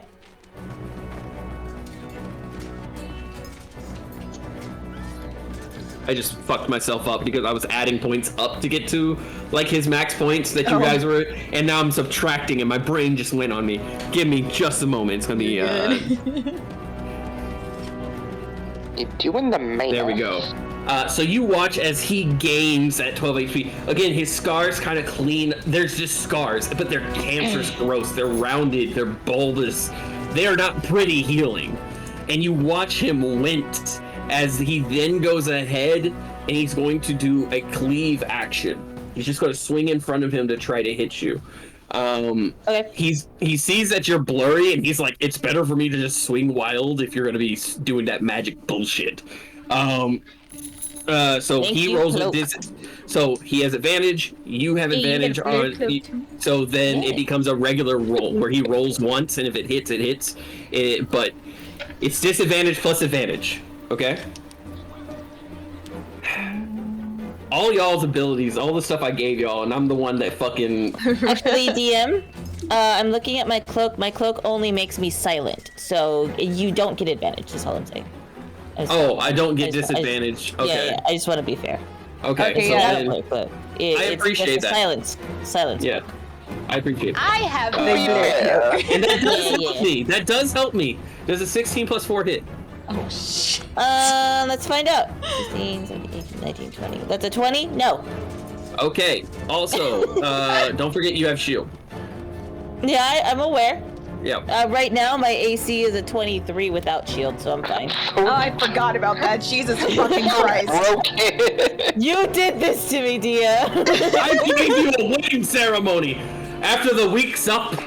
No, you took the long term. Fuck Yeah, me. we Yeah. did. Yeah, the plus. What was it? It was plus the permanent. The permanent plus Yeah. 2 or plus 1, Yeah, whatever. It was permanent plus 2. One. It's permanent plus 2 because otherwise, because it's normally a plus 3 for the spell. But I said if you want to keep, you can either do the 1 week or you can do the permanent. Sam, just to check, you do have your permanent plus 2, right? Because you and Garum got married. Yes, I do. So with the bracelet he gave me plus my wedding ring, I went from a 14 to a 17. Dope. Okay. Yeah. I just want to make sure because, like, between shield and merit and ceremony, y'all are doing great. Like, Yeah, everyone just getting married. Hey, Greg. Yeah, because I think my AC. Hey, yo. Can I get married to my work? Fuck. Now Gragnar and Luke gotta get married. No, I think my AC is basically like 18 right now. So, yeah, he's going to go ahead and try to cleave again. Jesus, he can, but he has to get legitimately a really high fucking roll. Yes. Fucking guy. That's a 6. Again, we roll with advantage. That's a 6. So he misses both swings. He just completely just fucking whiffs it. In total, that's a 10. Both times. Yeah, you duck out of the way, your silent footsteps. And what he's going to do. I like to imagine it's the same duck every time. Like think like the video game that uses the same animation for Yeah. It's like No. Now It's you're loose. Omni-Man in the new Mortal Kombat where it's just disrespectful. Oh. Have you seen Omni-Man in the new Mortal Kombat game I where have. he dodges, where he just sidesteps? He's floating and he just goes no. Disrespectful fucking dodge. So yeah, he whiffs, and he is going to go ahead and say fuck it, and he's going to try to use a bonus action to shove you because he's that fucking pissed Okay. about missing. So he's going to make a strength check to try to push you, and you can make That'd be a dex dex. save? Yeah, that would be a dex save for you. So roll your dex. He's going to roll his strength. Okay, so dex save. Yes, dex save. And that's going to be a strength for him. That's going to be 16 plus 4, so that's a 20. Oh, mine's a 17. Okay, so he shoves you, which, yeah, you're outside of the difficult terrain. Yeah. He shoves you back 5 feet, and you are knocked prone, but you can get up using half your speed next. That's fine. Yeah. Yeah. He's going to finish his, and then we got this one little guy down here. We got this one little guy down here, and we got him. What's up, little dude? Yeah, little dude. So we're gonna do little dude first. He's all by himself. Lonesome. Look at this guy. Dude. He is going to turn on Fran, and Oh, you won't piss off there, Rena. he physically cannot hit you. Without a nat 20, he only gets a +3. I rolled a 19, he got a 22. Oh my Unless he rolls a nat 20, he physically cannot hit you. But he is going to essentially like you watch him as he takes a sling, and he launches it at you. And it gets close. Again, it's a 22 to your 23, and it just kind of skirts right past your face. Like if it had hit your head, that would have hurt. You also recognize that there was an awful smell from it. Ew. Ooh. He may not be throwing rocks, but you're not sure. Yes. Oh, like outwardly says. Front outwardly says, ew. And he's going to use 10 feet to move here, and then he's going to go ahead and turn around and go 1, 2, 3. That's 10, 15, 20, 25, 30, 35, 40. So he moves come closer to me, baby. He comes over this way. He doesn't know you're there. Wait, are those pillars or are those holes? Those are like pillars. Those are the stalagmites or whatever. Stalactites and stalagmites. Then from there, we have this guy here who can hit you because he has a +5 to his attack. So he has a chance. He's going to go ahead and let's see, 10, 20. There we go. With advantage because that's a 4. Jesus. All right, that's a 19. That hits. Fucking hell. So what did he get? A 19 plus 5? 19 plus 5, yeah. 24. That's a 24. Oh, shield. All right. You watch as this thing, like, through difficult terrain, runs at you, and it comes up. It rips out the rod that Sam shot at it, tossing it to the side, and it jumps. Its mouth almost unhinges like a snake as it comes at you, and your shield suddenly comes up as you realize your fancy footwork wasn't going to be enough. Your shield comes up, and you just watch that mouth almost unhinged and almost broken. Less than a foot from you. Yeah, with that mouth. Oh, bad breath. Yeah, and then it falls to the ground. It's now going to try to use a sweep attack with its tail, which you realize it doesn't have back legs. It only has a long tail, so it's running like this. Also, the shield still is there until his next turn. Yes. So he has a +5 to his AC now. God damn. This is a wild creature. It's still going to. I'm just letting you know. Yeah, it's not going to hit. I had no idea that's how strong shield was. Yeah. So that's great. Yeah, that's fine. Just pick up a shield and make it an even 30. He can only do it once though, so. Once a day. Yeah. You watch as he sweeps at you with his tail. He just whoop.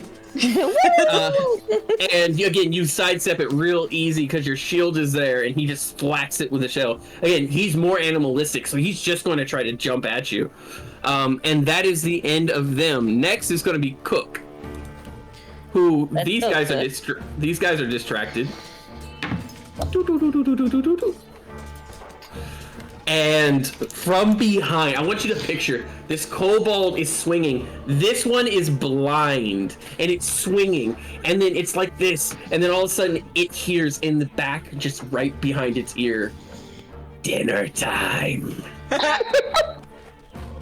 And it goes, ah! And just in time for Cook to go ahead and do his 2 attacks. Aw, good That for is a him. nat 20 for Cook. Good for him. And they told And me a not to give 19. him the knives. Oh shit. And they told me not to give him knives. God damn. So I those didn't tell you knives, those That's with the knives. kobolds. So fun fact, Gragnar, you didn't look at what these knives could do, and you've not No, I did seen not. what they can do. These knives, when you took them, do 2d10. I still think it's funny how all I'm gonna say is luckily at the time when it happened, because you saying knives just reminded me of something I almost did, but I didn't have fucking mage hand at the time. I think it was during one of the fucking things we had to do on Seraphina, where there was like some like not ceremony, fucking ritual we had to do to get rid of her. Oh yeah, mark. her spell. And A showed up, and the fucking portal was open. You saw a knife through the portal.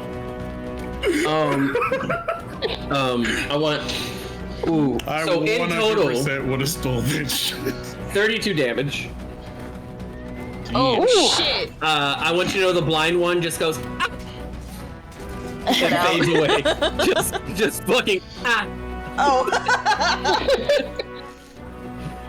Just gone, fucking gone.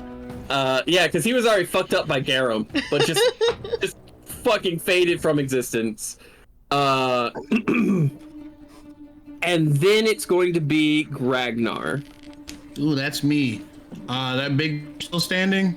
Yeah, he's still standing. Okay, cool. I snap my fingers and I cast Immolation. He is on fire. He gets to make a save though. Okay. What is that save? It is a dex save. Okay. Your dice are so big they get stuck in the dice tower. I want you to know that. I have to shake it. Yeah. That is going to be a 9. Oh, thank fuck. Okay, he is magically on fire for an entire minute as long as I keep concentration. He takes 76. I'm sorry, what? 7d6, not Oh, 7d6. holy shit! I was like, Oh, okay. Damn. Ragnar. Double it. He's weak to fire. Hey! Oh my god. so 14. Yeah. Oh my god. I have to roll twice then. Just don't be You alive. can just double the damage if you need it. Nah, I want to roll double. Okay. I gotta pull the calculator back. Again, Ragnar is PK fire personified. PK fire. However, he is being actually lit on fire this time. Let's see.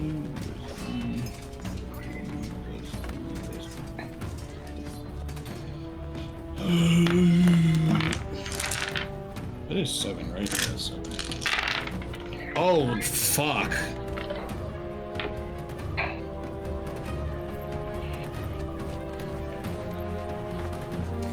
Yes.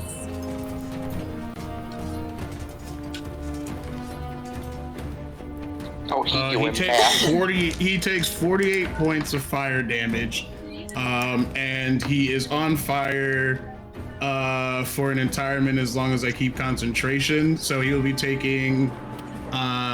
He gets to repeat it every time at the end of each of his turns, but at the start of each of his turns, he takes 3d. Excuse me. At the end of his turn, he gets to make a save on the next turns, like as you know, the consecutive turns. He gets to make a save at the end of his turn. If he fails, he takes 3d6, but he said he's vulnerable to fire, so he's taking 6d6 fire damage at the end of every one of his turns if he doesn't pass. Also, I'm gonna just step right behind Stam. Yep, because I have to keep concentration, but he is actively on fire. Come get cozy, buddy. Mm-hmm. Yep. And from that, you watch Fron. You watch as he just ignites into a flame, giving y'all about 40 feet of bright light around him. And I'd say another 40 feet of dim light. So you've got 80 feet of light right now because this man is on fucking fire. And he is screaming. Fron, you watch as his skin literally boils, but it's a combination of that weird-ass healing factor that it seems so unnatural, and also him just burning. You see his blood boiling inside his body, Fron. You see it piercing his flesh as it oozes out and sizzles, immediately just turning into like this thick brownish black mist around his body. He is in pain, suffering, but he is glaring at you, Fron. Why me? What did I do? I didn't cast him on fire. He probably thinks he did. He can't see. He didn't see Gragnar. He was focused on you. Yeah, I'm just sitting over here. Yeah. Can you grab my leg? I'll think about it. Oh man, okay. Is there anything else you can do, Ragnar? He ain't gonna think about it. No, that is my turn. All I right. will mention that it literally it cannot be put out except if the spell ends. Just thought I'd mention that. Okay. Seraphina, it is you with the with the 6 as your AC. With what? The 6 as your initiative. My bad. Oh, no, I had a 3. Yeah, their initiative was 3. Yeah, 3. It's worse than that. But Yeah, anyway, okay. so I have a very quick question. Mm-hmm. If I were to have her go into her Dragon Stigmata state, would that be an action? Or bonus action, whatever? I would say it's a bonus action. Okay. Oh, nice.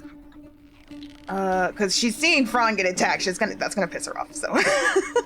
All right. Shit, okay. So y'all watch as Seraphina suddenly, seeing Fran getting swung at, his shield going up, getting shoved to the ground, this other creature jumping at him, trying to go ahead and get in through that shield. You watch as the shield starts deteriorating as that time goes down. And Seraphina, what do you say when your stigmata kicks in? The only thing that's coming to mind was like, get the fuck away from him. Yeah, you hear Seraphina in almost a deep growl go, get away from him, as the scales that were across her body almost become more defined. You watch as these horns pierce through the flesh of her forehead and grow out to about an inch. And you now have your stigmata active. Your eyes go into slits like that of a dragon. What do you choose to do? Let's see. I was gonna use Misty Step, but that took my bonus action. Let's see. I guess let's see. 1, 2, 3, 4, 5, 6. Anything you do as a bonus action, you can do as an action, but that means it uses up that action. Okay, yeah, so I guess I'll use an action for the stigmata and then action surge. Okay, so you get an action back. Mm-hmm. All right. What do you want to do movement-wise? Misty Step over to next to the boss guy, I guess. Okay, and Misty Step gives you how much? Misty Step is... Hello? Hello? Did they nerf Misty Step? Misty Step in Baldur's Gate got increased. No, because I remember it being like 120 feet or something, I thought. But it's saying here on my thing, it says briefly surrounded by his mist, you teleport up to 30 feet in unoccupied space. It's only 30 feet in D&D. Is it really? Yeah. Mm-hmm. Yep, 30 feet in the. Okay, well, I'm gonna Baldur's move Gate 30 feet and then Misty Step over. 5, 10, 15, 20, 25, 30, and then 5, 10, 15, 20, 25, 30. Yes. All right. Nice. So that'll be my bonus action for that, and then I'm going to cast... Where the fuck is it? I just had it. Here it is. I'm gonna cast Shatter. All right. What does Shatter do? A sudden loud ringing noise, painfully intense, erupts from a point of your choice within range, which is within 60 feet. Each creature in a 10-foot radius sphere centered on that point must make a Constitution saving throw. A creature takes 3d8 thunder damage on a failed save, or half as much on a successful one. A creature made of inorganic materials such as stone, crystal, metal has disadvantage on the saving throw, and non-magical objects that aren't being worn or carried also take the damage if it's in the spell's area. And I'm going to cast that at 3rd level, so it increases by 1d8 for each. Yeah. 5, 10, 15, 20, 25, 30, 35, 40, 45, 50, 55, Wait, what? 60. So it's a 60-foot area. No. The range is 60 feet. It's only within a 10-foot radius. Yeah. Okay. I was like, man, that's a lot different than I remember. I was like, I'm gonna die. Like, Fran, how do you feel about that? All right. So you cast it on the boss. If there's a way to like also have it hit the other guy within the 10 feet, then I'll put it there. But if it doesn't, then yeah, I'll just hit the boss. There is. If you put it here, then What about that would like get up one? If you do it up one, that 10 feet is going to hit Fran. Is it? It looks like he's just out of range. So let's see, 5, 10. No, you're right. So it'd be this area. So I'll cast it there. Stop trying to hit me and hit me. Do you want it to hurt me? If you want it to. If you want it to. You said they need to make con saves? Yeah, Constitution saving throw. And then they'll take half as much on a successful save. Does he get 14 disadvantage because he's on fire? Yeah, he would have disadvantage, so let's see. Nice. So 14 plus 4 was his disadvantage. That's the first one you rolled, then you rolled a 15. So also, my DC is a 15, if that Okay, so means anything. the boss beats that, but what does the little guy?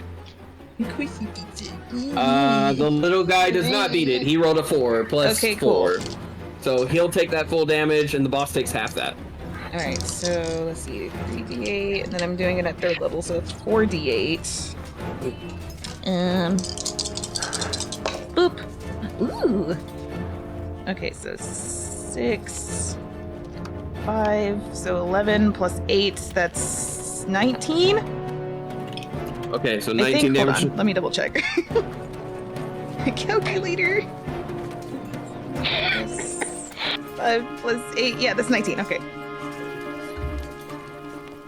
Hold up, let him cook. You're a dick. It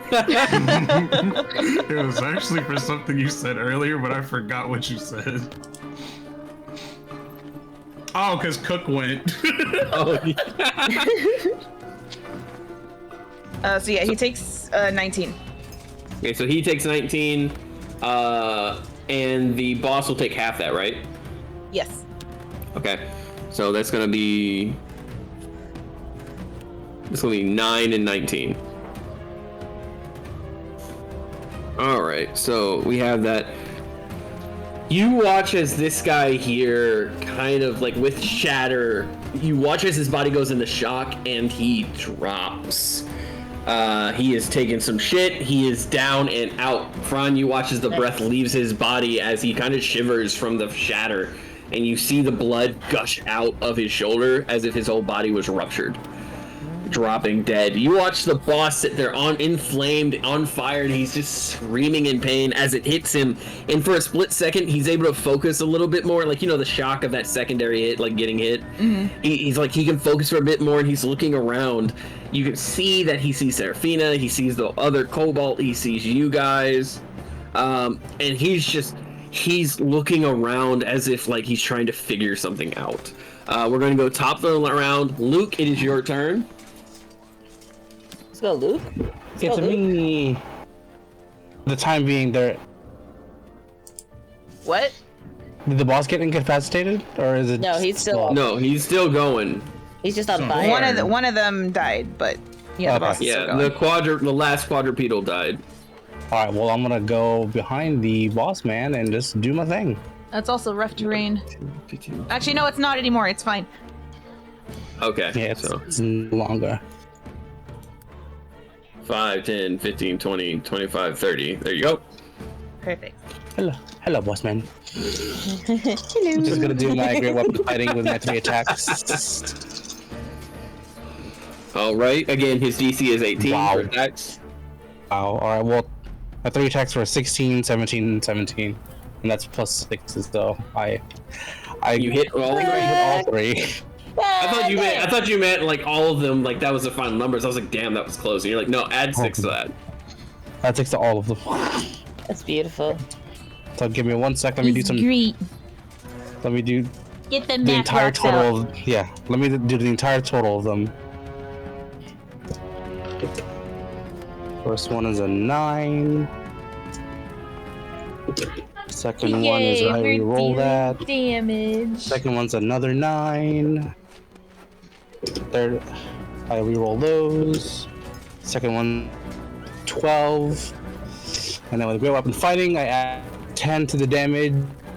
An 8 plus 7, so that's plus 51. 81 damage. Jesus. You strike him in the back. You swing and you swing and you swing. And you're basically cleaving flesh from his back as you're doing this. Your last hit, you go in and you swing. How would you finish off this boss with that last swing? From right to the bottom left. Just a diagonal slash down.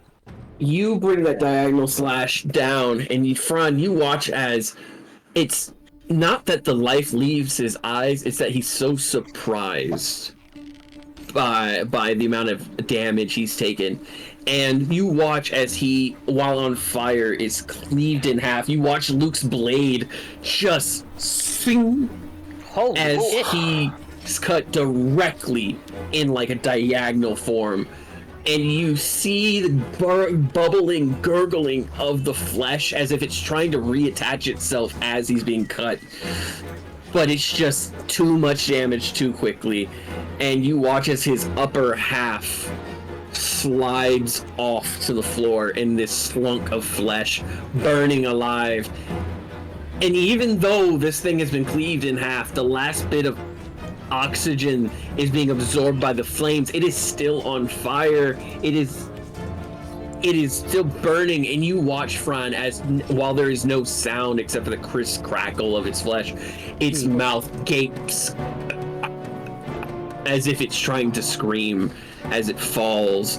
The other creatures see this, and this is a reaction to the boss falling, like a loss of morale of sorts. I'm gonna roll to see whether or not some of these guys are going to try to run away. That is going to be for that one group. It's a nat 1. This one fucking books it. Just nope. Wait, what is his speed? Because Fran is not going to want them to run away. I'm going to be honest with you. He's going to kill every one of them. So their speed is 45. You watch as he goes from here, 5, 10, 15, 20. Here, I'll do this. 5, 10, 15, 20, 25, 30, 35, 40, 45. Ooh, I'll take pot shots. I got 120 feet with these guys.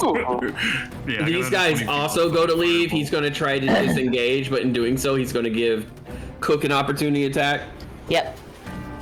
Wait, even with a disengage?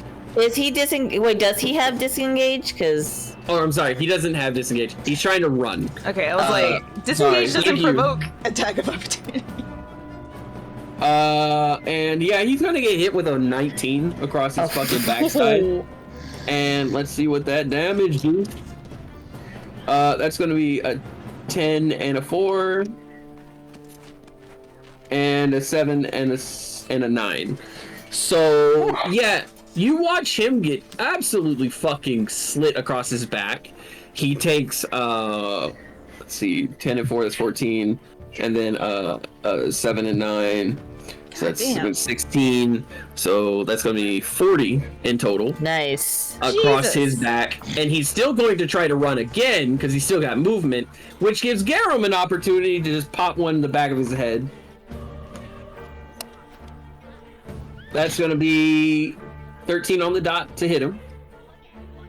And again, that's going to be D8 and a D6.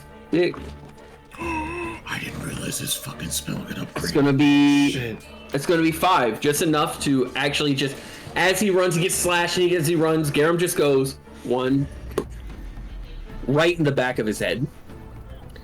And you watch as he just fucking drops. This other kobold, again, it's a nat 1, so they're just going to try to get away as much as possible. If I can peek out from behind that stalactite, I have 120 feet with firebolt. He's going to promote an opportunity attack from Garum. That's a nat 20 on Garum. Well, he's dead. Yeah, he's fucking murked. You can just delete him now. It's fine. You don't have to calculate that. Just have him shoot him again. Yeah, so he gets deleted. And It's my this turn. guy, so we're gonna go ahead and it is Fran's turn because Luke just went. Fran? Actually, I have 10. I just a flavor. Sorry, I have 10 feet of movement left. Use my 10 to help because I can reach Fran. Okay. Oh, you're gonna help me up? Yeah, I have 10 feet of movement left. Oh, Can I go perfect. diagonal? Yes, you can. So, Fran, you get helped up, which means you don't need to use your movement to get up. So you have your full movement. Gotcha. Thank you. And you watch him kind of move. These creatures do not have the dash. Actually, I'm just going to let you know because they are so malformed. That's awesome. I have a quick question for you. How far away is he from me?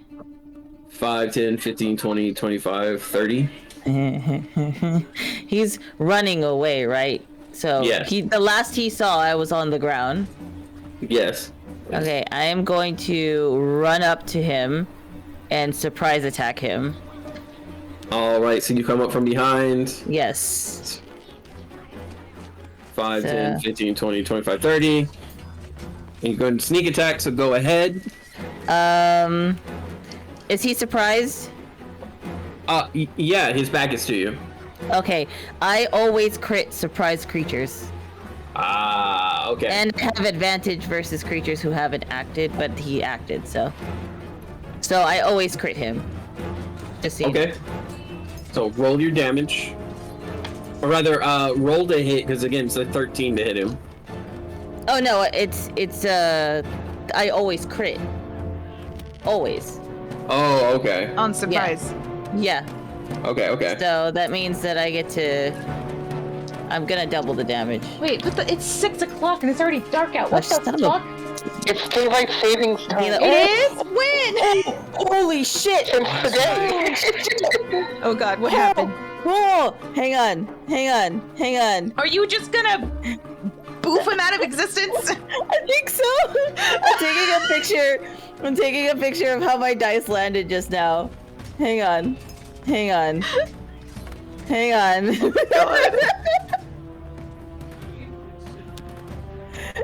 Uh-oh.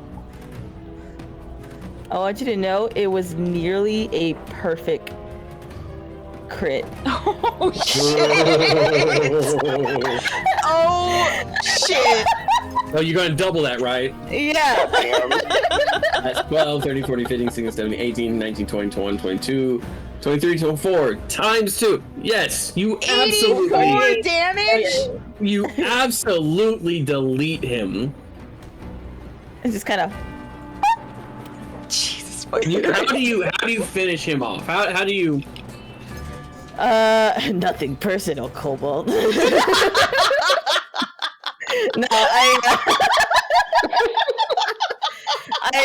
run up behind him and I stab my dagger through the back of his neck and out the front of his throat.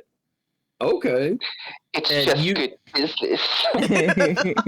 You do that. You stab him right through the back of the neck, through the throat.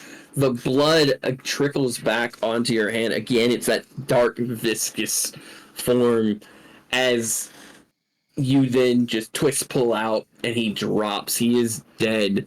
The only thing remaining is the constantly charring corpse of this creature here. For a minute. And again, Fran, Luke, you're right in front of him. You see that gasping as if there's like, you don't know if it's an automatic response from the twitching of the body or if this thing is actually still trying to breathe, but he is in 2 pieces bleeding out on the Can floor. I just confirm the kill and then put my sword through its head? Yeah, you can go ahead and do that. That's enough of that, and then I'll do that. How do you do it through his head? Do you do it through his neck, through his mouth? Just through the skull. If you go and you shove it through his skull, you don't even need to roll for it, and you watch as the body just kind of goes limp finally, and it hits you that this thing was dead but still trying to live. That's concerning. and you watch as its body is slowly consumed. Again, there's this for another 15 seconds. There's these bubbling cancerous growths, and then they stop as the body is consumed by the flame over the course of the last 15-20 seconds of the spell. There's ash and bone and just a little bit of charred flesh left. And it smells absolutely rancid to you. It does not smell good. You guys are out of combat. Yay! We did it. We check on the kobold. All right. Yeah, I would say Fran is going to immediately go check to see if all the kobolds are accounted for. I'll check the card for any damages. Okay. So I'm going to stay in my stigmata state, but I am going to start looking around. Okay. Garum goes to check on Sam. Sam, how are you doing? How you doing? I'm good. Can you go get my leg? It's over there somewhere. Yeah, and he goes over. He's gonna have to search for it because again, it threw it to the side. So let me go on and do a little investigation. As he's doing it, oh shit! Nat 20 on that investigation. He's looking around. I know what my wife's leg looks like. I know that leg anywhere. As He he's goes doing over. that, can I go over to look, I guess, whatever's left, if there's anything of the corpse? Yes, you can. There's a handful of corpses here. Some of them not in the best condition. This one here, you look at and go ahead. I'm gonna make an investigation to see if there's anything interesting. You can make an investigation, a medicine, or an arcana check. I'll do Arcana. Alrighty. That is an 18 plus 5, so 21. Wait, Ooh. wait, what's 18 plus? Wait. 22, 23, sorry. You look over the corpse, and as you do so, you're kind of, because it's arcana, it's like a science check of sorts. You're picking around at the body, and you notice something. Mm-hmm. You see, it's not the big bubbling sensation, but you see small bits of bubbled flesh begin to appear ever so slowly. And you realize that whatever regeneration this thing has is still somewhat working. Gragnar, Uh-huh. burn it. All right, cool. Firebolt, firebolt, firebolt, firebolt. Yeah, they do 3d10 now. All right. Gragnar, give me 4 rolls of that, just passively. But do it on a D20 4 times, and we'll just count that as the 2d10s. Okay, you aren't getting rolled anymore. Go. Yeah, exactly, like the fucking Roy Mustang.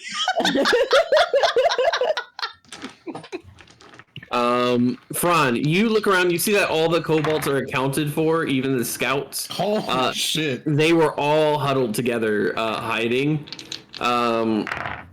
Just basically hiding behind the wolves. The wolves had actually kind of spread themselves out a little bit as far as they could with the cart, and the kobolds were kind of wrapped in their protection. Okay, good. You watch Cook as Cook then goes around and starts flaying flesh off of some of these different creatures. Oh God, Cook. Oh God. Yeah. You said 4 rolls, right? Yes. And Cook is just good. Nat 20, 11, 6, and 9. Okay. That nat 20, you go firebolt, and it's just a big old furnace. You go firebolt, firebolt, firebolt, and these aren't nearly as strong. You can see them catching. And Seraphina, you see that basically what is left is charred bone. Can I make another check to see if it's starting to regenerate again? This one would be medicine because there's not enough left to say that this could be a science. I'm gonna try to do a medicine check.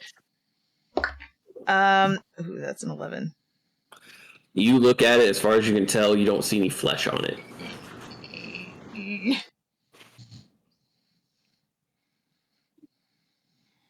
Can I? What is? I mean, I got some acid if you really want me to get rid of it. You know, Fran, how's your medicine check? Mine? Fran is currently looking after the kobolds. Yeah. What about I can Garrett? tell you what it is though. It's just a +2. It's not that bad. So. I do have acid though, so if Gragnar needs more, I can give him. No, I also have acid. Yeah, I said if you needed more. Yeah, as in I could just spit acid on him. Oh, right. I forgot you could do that. Yeah, I mean, if you want to do that as a precaution, because this motherfucker's been regenerating. I also have Hellish okay. Rebuke too. Okay, cool. So I'm gonna cast Yes, Firebolt again. I'm going cast to Firebolt again and use transmutation sorcery and change it to acid. Ooh, nice. I am going to relay to everybody else as like this guy is regenerating. Ew. Give me just a second. Not allowed. Not allowed. Mm-mm.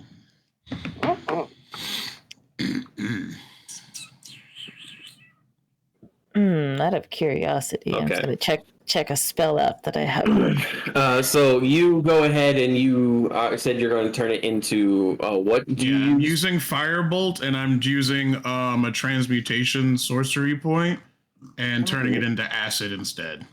All right, so you go ahead do that again. Go ahead and roll the 2d10. It's 3d10 now, actually. Yeah, go ahead and roll the 3d10.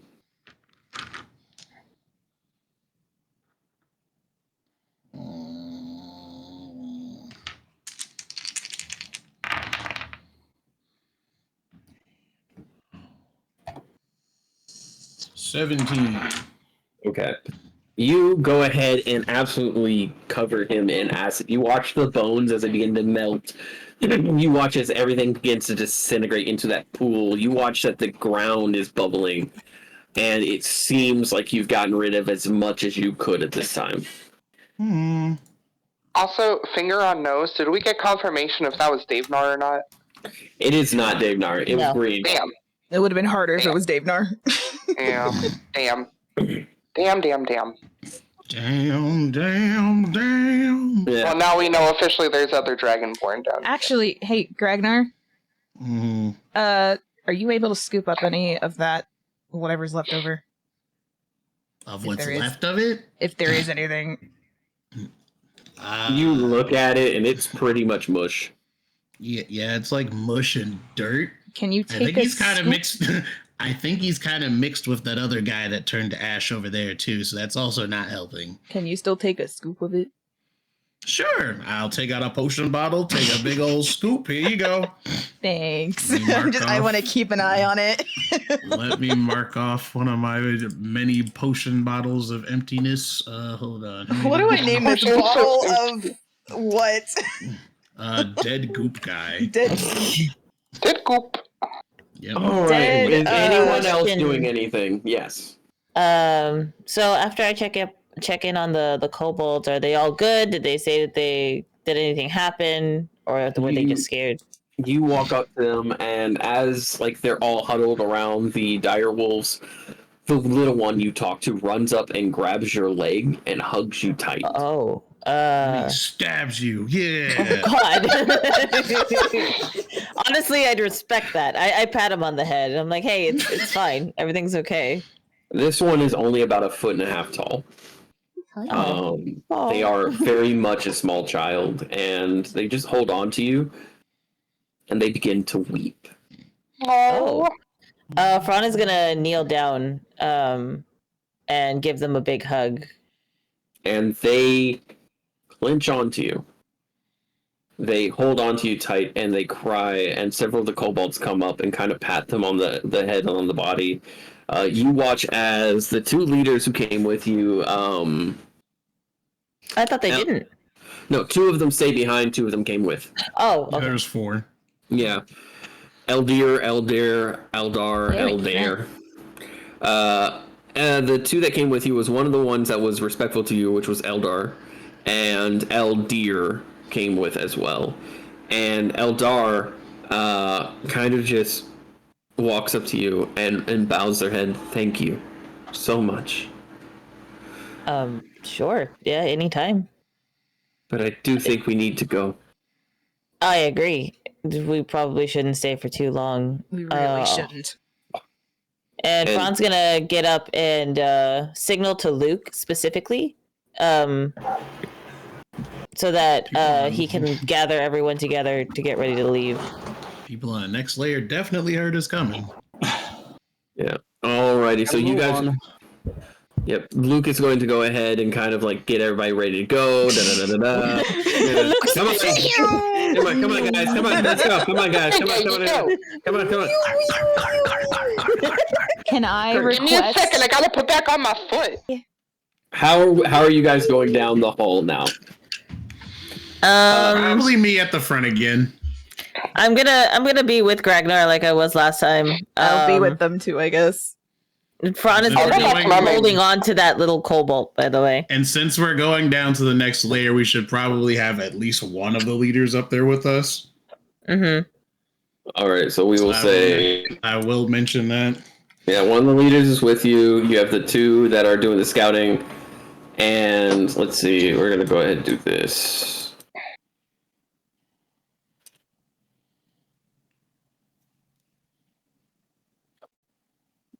It's not symmetrical!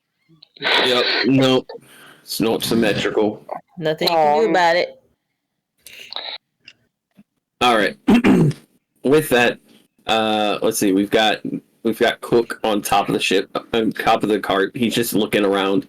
We got you two in the back here, you and Garum making out. Now y'all got to be keeping watch. And then we have. I didn't say it. And as you guys progress, I'm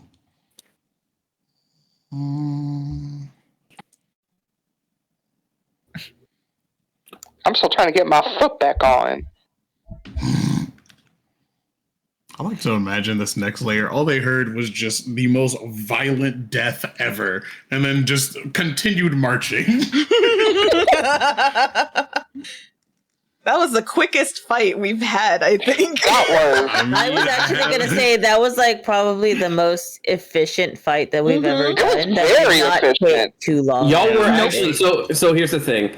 Their movement is kind of broken on the idea that even though they don't have dash, they have 45 feet. The boss can move 60 feet, but between the rough terrain and the 10 feet off of him and things like that, like he was pretty much neutered. You're welcome. Yeah, I was like, hell no. I'm pulling out the strongest spell immediately. You gotta go.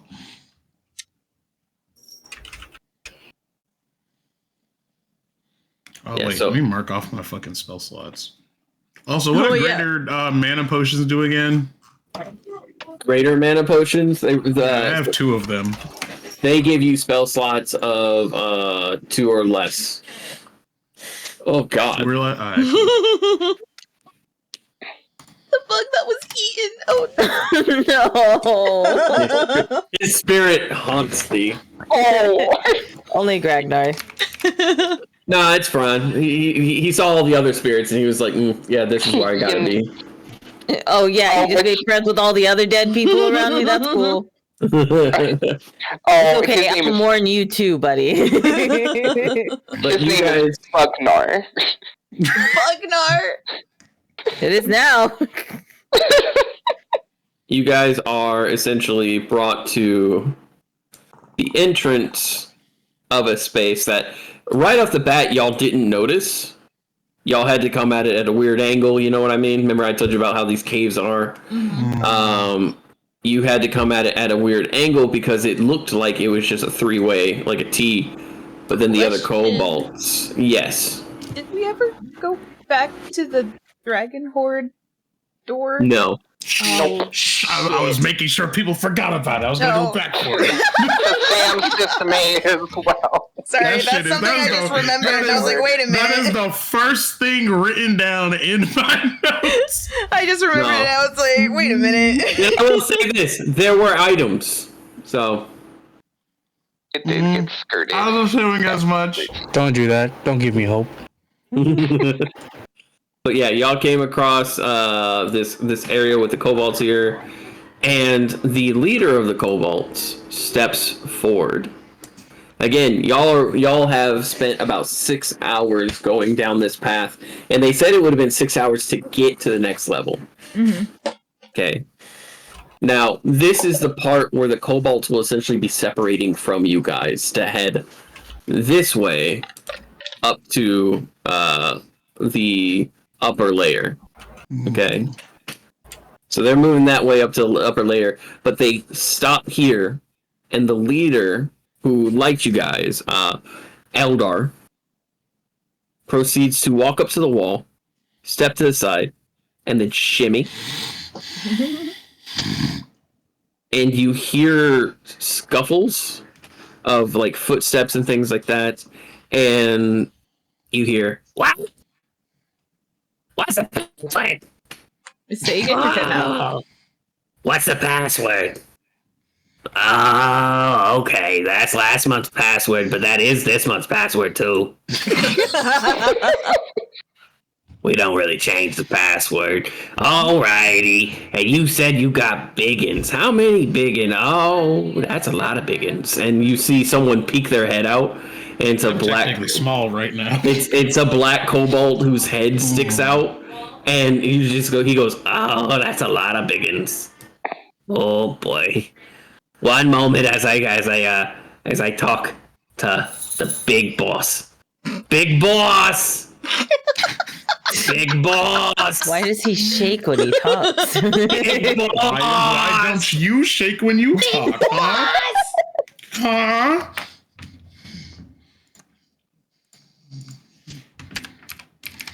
He got epilepsy. Leave him alone. That's bigger, boss. That's a big Big boss. boss! We got biggins from the 6th layer. I understand that they are less than us, but they also give us food on occasion. No, I didn't tell them to leave. Yes, I did kind of let them know I was here. Okay, back to the sulfur mines, but first can we say hello? And you watch as the stone is physically moved out of the way. Oh, that's a big bitch. And what is very obviously a kobold, but also a big kobold. We're talking like 8-foot tall kobold. Oh, you're talking like hold on. What was it? That fucking fuck. It's in one of the Thor movies. The character, what is his fucking name? No! The way I imagine this, at least with like a giant kobold like this, what is his fucking name? It's the little person actor. He was in fucking Game of Thrones. What is his fucking name? Peter Dinklage. Peter Dinklage. So Peter Dinklage, like in the fun Thor movie when he was playing the giants, one of the giants. Oh my god. That's how I imagine it. Yes. I don't know why, but for me, Beck, you played Okami, right? Of course. Do you remember the Sparrow Sanctuary? Yes. I remember the dad. The big bird at like the top. That's what that's what I'm thinking of. I don't know why. I'm pulling it up right now. Hang on. He didn't say a word. And all of his little lackeys would talk for him, and they would turn to him, and all he would be like is like chirp. Chirp. I got you. Chirp. I fucking love him. Hang I on. did too. That's all I'm thinking of, but I don't think. Look at these little shits. Yeah, these guys. All right. So Big Boss says, Big Boss says that yous can come in because you help save our kobolds, but he gonna have to put you in the standard area, meaning basically we're gonna stick you in a rock cage. I mean, we're just passing through mostly. Passing word on and heading on. But big people typically try to rob and or kill kobolds. So, do we look like we're robbing and killing kobolds as we're bringing kobolds to you? Well, normally the bringing of kobolds to an area is big kidnapping. They came willingly. Yeah, they're leaving. They're going out the exit. That's literally right there. Why the fuck would they go out the exit? That leads upwards. Oh, wait. That's. Hold on. Yes, big boss. Understood. Again, he says, why the fuck would you go up top? Have you seen what's been going on? That's what we're here for to explain. We could just have the kobolds behind us explain. Yeah. One of the leaders is literally standing right next to us. Yeah, she's just kind of here. She was letting you guys talk because you guys were talking. Like she was being fairly polite. I was also wondering, it's like, why? I'm gonna turn to her. It's like, why haven't you said anything? You were talking. You're more than welcome to chime in. Oh well, thank you. And as you guys like shuffle to the side, she kind of goes. I want to make it very apparent I am still hugging this tiny ass kobold. Got it? They are still latched onto you. Did me and Gara move up to the front, or are we still making out behind the cart? So you're making out behind the cart, I guess. Okay, well, unless you want to move. Cooks on top of the fucking cart. The fuck's that sound? Like, unless you want to move to the front with your making out. I mean, I think it would be important for us to be up front, but Aaron's making the decision here, apparently. Now kiss. Oh my god. So y'all are still watching. Y'all are still watching guard, but if you want to come forward, Sam, you can. Aaron. Yes. Gragnar is staying in the same spot he was in. He's not moving. Oh, okay. I just making that sure you heard that. Okay. Sam, do you wish to go up to the front? Well, if we're specifically on guard back there, then I'll just keep on guard then. Yeah. Sam, give me a perception check since you're on guard. Perception? Hold on. On guard. On guard. We'll go with my passive as a 15 because I rolled a 4. Okay. You see nothing. Okay. Darkness. Darkness. No parents. Being in the Underdark, be like. So you watch as the two kobolds begin to talk. Again, in that Undercommon Draconic. Again, Gragnar and Fran understand it. Well, actually, no, Fran, you're well, was it an hour of us? Yeah, it's been about 6 more hours. I'll just cast comprehend language again, just in case. Okay, so y'all are listening in, and she is just explaining the whole thing from beginning to end, how y'all showed up, how y'all helped them, how Cook was able to kill one of the creatures, and how essentially Ragnar is offering a place above ground, a place that will be a safe haven for kobolds, where we don't have to worry about what's happening down below. And you watch as Big Boss, even though he doesn't talk, he just kind of, his face shifts, and it's very, very like descriptive face shifting. Like he's glaring at you guys, and then he's confused, and then he's nodding, and then he kind of tilts his head, and eventually he walks up to Gragnar. I will look up at him because I am choosing to stay in kobold form. And he leans forward and he sniffs you. He stands up. He walks over to Seraphina. Mm-mm. He leans forward and I am still in my stigmata form. Yeah, he leans forward and he sniffs you. And then to Fran, he does the same thing. He then slowly begins to walk and look at all of the kobolds. He looks at Gragnar, and Gragnar looks back at him, and the two stare silently for about 30 seconds before Big Boss and Gragnar both nod at each other. He looks at Toast, and Toast is like... And he tilts his head to the side, a little confused, and he looks at Gragnar, and Gragnar nods, and he goes...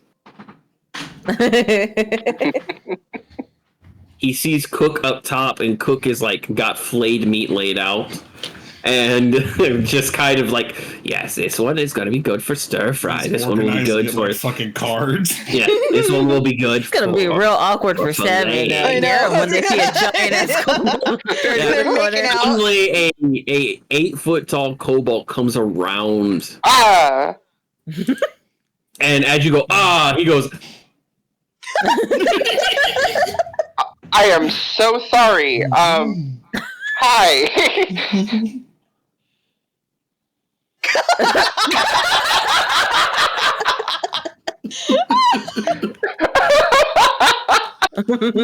Okay, all right. Big Boss gives the go-ahead. He does say, and again, he kind of goes.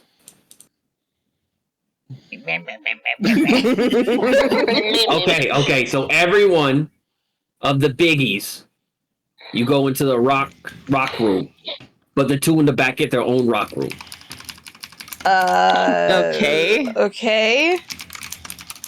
He said, out of respect for the emotional need for a companion, you shall have your space. Hey, I need one too, and I grab from. Oh, whoa.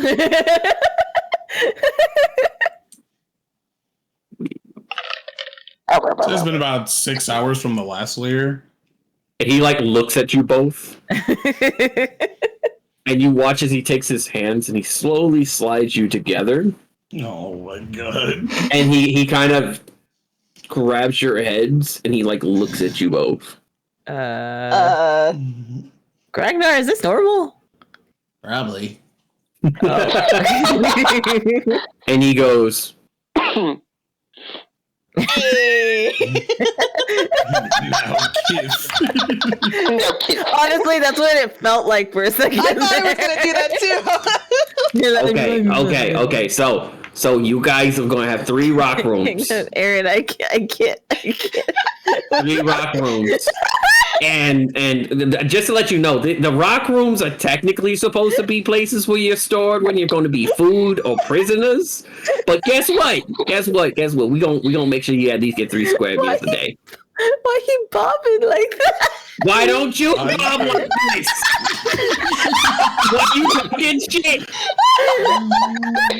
What's wrong with bobbing? I love when he goes upside down for a second. Oh, God.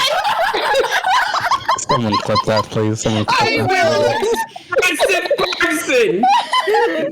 You not seen how my boss literally says nothing? I'm speaking for 2 people here. So I bob.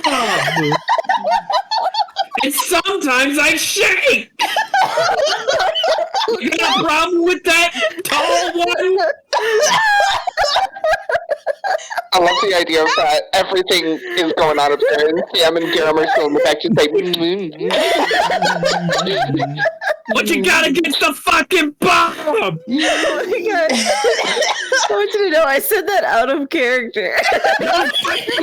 Asshole!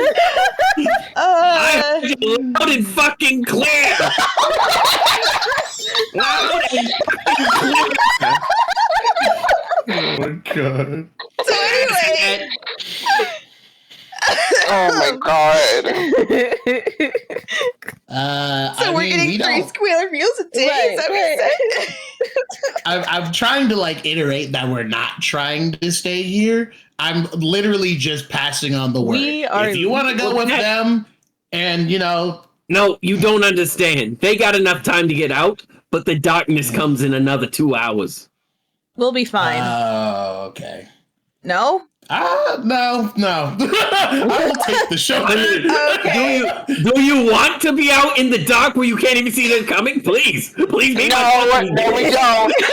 No, we don't. in the walls. I'll sit in the cracks and I'll watch you die.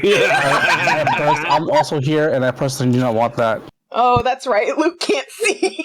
Yep. Okay, I don't we'll take your offer. We'll take your offer. What the fuck is the Yumi doing down here? I don't know what's going on, but I can sense a lot of bobbing. We're getting more rock rooms. All right, but okay. Since we are going to be staying here, we should probably mention what happened the night prior. Out of character, did she already mention like what happened the day before? He told them everything up to date. Okay, never mind. Just ignore that I said anything. Also, we did kill some on the way here, so you know. Oh, nice. I have a bottle of one. I pull out the maybe 2. Fuck, that's badass. All right, It's a bottle. Maybe 2. liquefied dumbass. I'll take it. Yeah. Anyway, also, since it's been like 6 hours, I'm gonna actually look in the bottle to see if anything's regenerated at all. you see a lot of bubbling, but you don't know if that's regeneration or literal acid. That's not something you could discern at this time. But you watch as Big Boss kind of, again, nods. And then he's going to take you guys into the into the spaces where you essentially be staying. Into the unknown. Oh my god. Into the thick Into of the it. unknown. Yeah, you To can the be in thick of the it. same room with that one. It's not the unknown, it's our fucking bedroom, you idiot. Beep boop. Scoop. Bop. Beat a boop. Hey, these are accommodating rock rooms. Beep boop. I love them. They're very homey. Homie. Homie in it. Yeah, you got these rock rooms. Are they And, private or they're like? They're rock Seraphina, rooms. please. Hey, They're I literally was rock promised rooms, a so- rock room with just me and Fran. So they do, in fact, actually separate you guys. So, like, Luke and Gragnar are here. You got Sam and Garum. You actually Y'all do are get the worst lookout. We're doing fine! the dogs. the dogs- Toast is put in with Garum and Sam. Oh, that's awkward. But as this all happens, you do in fact see like the rest of the kobolds begin to head off in the opposite direction after they vouch for you. You watch I'm going as to make sure I give them very good directions because I know where the other city is. Then they have people expecting them, including Slugnar. Yeah, so you give them instructions. You give them essentially a map via words and where to go and things like that. And they nod and they know the area that you're talking about. Like if they were to follow a certain path in the Underdark, they won't be too far from it. Maybe a day's trek as long as they don't run into anyone. I hate being Cook. Irish. I have another idea. Hold on. Speaking of, I was going to give Cook another thing since he seems to be their best person at fighting. Obviously, Cook, it's going to be really fucking bright up there. So here, and I give him my fucking goggles. Oh, It's being passed down. So you give Cook the goggles and he takes The them. And black, he looks, the fucking black lens goggles. yeah, he takes them. He looks at them, and he kind of like shoves them into his bag, and he nods. Thank you. You're welcome. You'll probably need them up there because it's bright as shit. I'll make sure to look for everyone. Also, I should let you know. The hag knew you guys were coming. Mm. She said that basically it was going to be fun, which for us normally means terra-fucking-fying. Well, you guys are getting the better end of the stick, I guess, since you're already leaving. Yeah. I will also say this. Be careful. The others will... Most of the common folks will probably listen. But it's not the common folk you gotta worry about. Yeah, I already knew I was going to have a problem with them. Alright. Also, if you run any gnolls, tell them you know me, and you should probably, Oh yeah. ease any problems that go on there. We Shit. did run into them before. What was the? Give them the words. Do you Yep. still No, have? I'm not giving them any more shit. This is mine. No. Do you still have the name of the Knoll shaman? Let me see. I don't think I wrote it down. Shit. I wrote That down the a year and a half ago. Yeah. That's why I lost all my notes for that, so I don't know. I did not. Nolian. Nell is the human Knoll. That's Okay. the only one I have written. Nolithly. Yeah, so I guess give them that. Alright. So if you do run in any gnolls, I know one of them's name is Nell, and they should vouch for us if you know me. So, I'm just Okay. trying to give you guys some extra stuff to worry about because we ran into them before and it was almost a problem, but we smoothed things out. So, yeah. If you got meat, give them meat. They'll leave you alone. understand. I have to give up my meat. Ugh. And he nods to Gragnar and he shakes your hand. The same way kobolds always do, grabbing that inner arm. Yeah. And then he proceeds to leave. The little kobold did not want to let go at Fran. It was very much like head in chest type deal. Fran, what do you say to this kobold? That motherfucker's gonna die if he stays with us. Are you okay? And again, this is very much a child. They just kind of nuzzle into your head, into your chest, holding on. Like they don't want to let go. They're not talking, but they're just like, I know that you want to stay with me, and as much as I want you to stay here with us, it's not safe to be with us. It's safer if you go with your family right now. But I assure you, whenever we leave, I'll come find you, and we'll see each other again.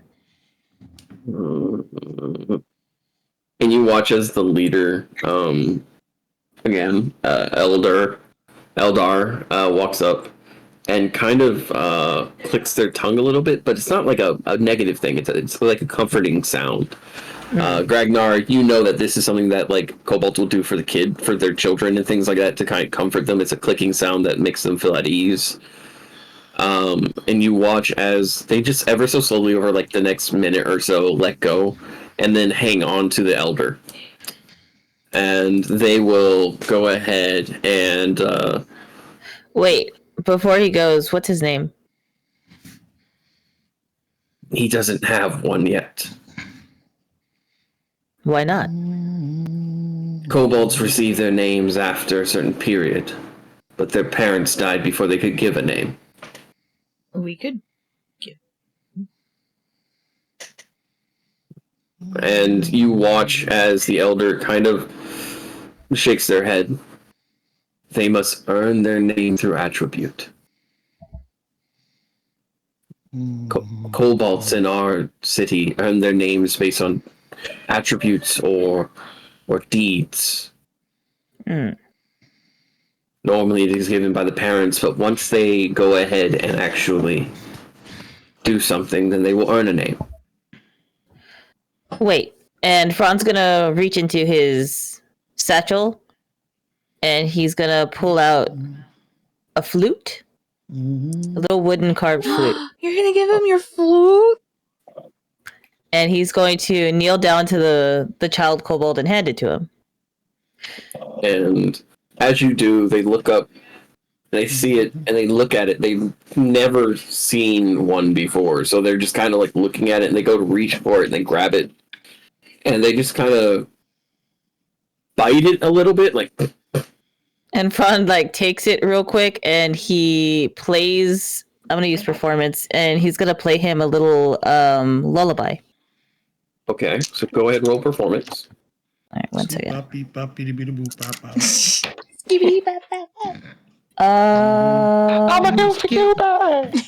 That'll be 25. Okay. Lutnar, oh Jesus my god. Christ. The Phil Collins level. This kobold gonna grow up to be a bard, yo. That's what I'm Bardnar. You play a tune for them, and what is Play a little ditty. Play a little what ditty. is if you were to like hum it or whistle it out, what would it be? I know exactly what it would be. Give me 1 second. I have to pull it up real quick.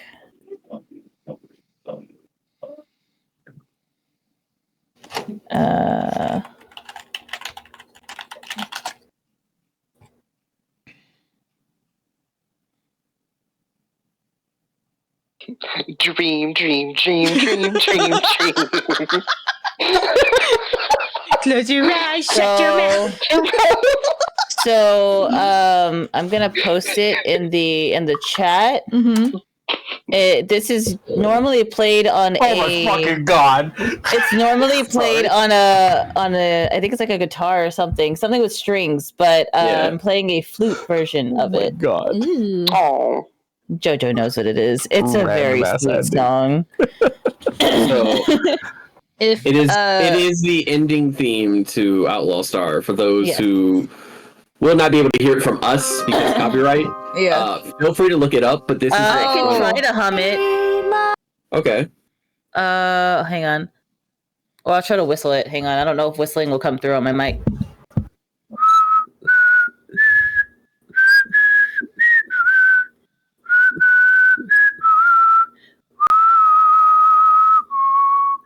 That's the best that I can do. Yeah. No, that's fine. Unfortunately, so the mic, it does come through on the mic, but the mic peaks it for some reason. Okay, I got you. Yeah, Okay. we got it. Though. We got it. Y'all can hear it. Yeah. Yeah. So you play that, and the kobold's eyes light up a little bit as they take it and they try to blow into it like you did, and it more comes out like a. I will gladly spend some of my rest time teaching them a little bit on how to play it.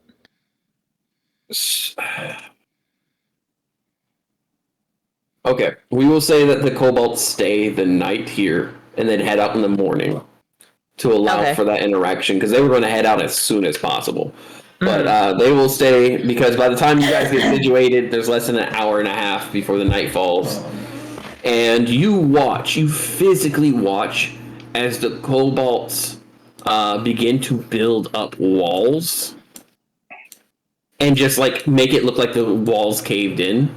And in some cases actually caving in. Like they have traps and stuff they've set up that they are now collapsing to block off areas so that they won't be noticed.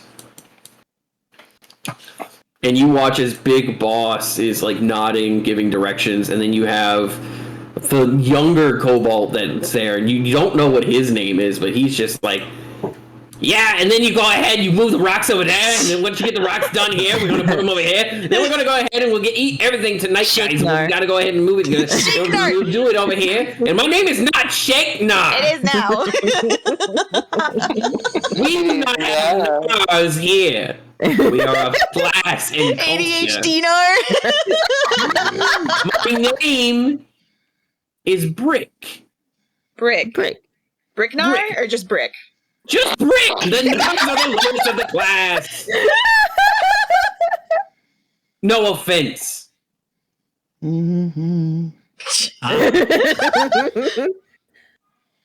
I was saying that, like, the Latin family name is technically for the bottom two castes. I mean, technically we don't exist anymore, so... Oh, shit, you're one of those. Fuck me. I am sorry. Personally, if voting was a thing, and this was in fact a democracy, and not some sick, twisted slave state, I would actually have liked to keep you guys around. Yeah, shit happens. That's usually how how the at least lower ones, as they called us, saw it. Yeah. Guys' elimination kind of made us the second lowest caste afterwards. And let me just say, the short end of the stick is covered in shit. Where we're going, we don't have the caste system anymore. I'm going to be sure of that. Oh, fancy. Okay, well, I'd be more than happy to talk about that later. But first, everybody lights the fuck out! Oh. And you watch. Are there even lights? Well, you watch as several kobolds smack bugs, killing them. Oh. You watch as other kobolds shoo them away, and therefore the bugs are being kind of skewed elsewhere. But then you watch as Brick just proceeds to grab a rock and chuck it at some bugs. Oh shit! And they proceed to just scurry. And he's like, "Hey, Big Boss, we're all good." And Big Boss, hold on, I'm gonna go ahead. How do I rotate? Advance. Flip vertical. Nope. Right. Sleepy time. Horizontal, and then flip vertical. And he proceeds to go. And then he proceeds to walk over to this wall, and you watch as big as he is, he just kind of slides into the wall. Oh, he no-clipped. Yeah. That's the true path. What the fuck? And you guys will spend this night as you see fit. Fran, you said you're going to take some time to kind of teach them the basics of the flute. Yes. Okay. I won't have you roll for that because I'll just say it'll take 4 hours to do so. Okay. Okay. I mean, if I roll for it, it'll go faster. But like, I don't know how. This kid is not how bright. well he'll lean. Yeah. That's fine. This kid is literally like 2 years old. In which in Cobalt years is a lot older, probably like 10, but still they're a kid. Fully grown at 7, so yeah, so like they are very much like preteen at best. Yeah, they're fully grown at 7, live really long, but barely make it there. Luke, you can roleplay How long does Cobalts live? 7 days. How long have you been in the Underdark? 7 days. Gotta sleep. Would you like and to? Ragnar's just gonna pick up a rock. Here you go. Luke, do you want to say that out loud? Luke, You can roleplay out loud. My fucking god, I was muted. I just saw you put that in the chat. I was like, why aren't you just saying that out loud? I did whatever. I didn't. Nah, interrupt. We interrupt each other all the time. Oh my fucking god, Luke. Alright. Stop being so polite. If you can keep an eye on me, I'm gonna hit myself. Hopefully I don't die. Wait, what? Ragnar, give me a rock. You're not there, Seraphina. You don't know what's going on. Oh, okay. He asked about a sleep spell. The best I got is a rock. Alright, here I go. Take 3 bludgeon damage. Oh. Does it knock him out? Make a Constitution save. Can I like purposely fail it? Roll with disadvantage. Okay, thank you. You're a big Buffy boy. Come on now. You're right. 5 plus my Constitution save is 13. All right, you get really dizzy, and you kind of lay down. Eventually, you fall asleep, but that rock did not put you to sleep. Oh god! Ow! You're like, oh, why did I do that?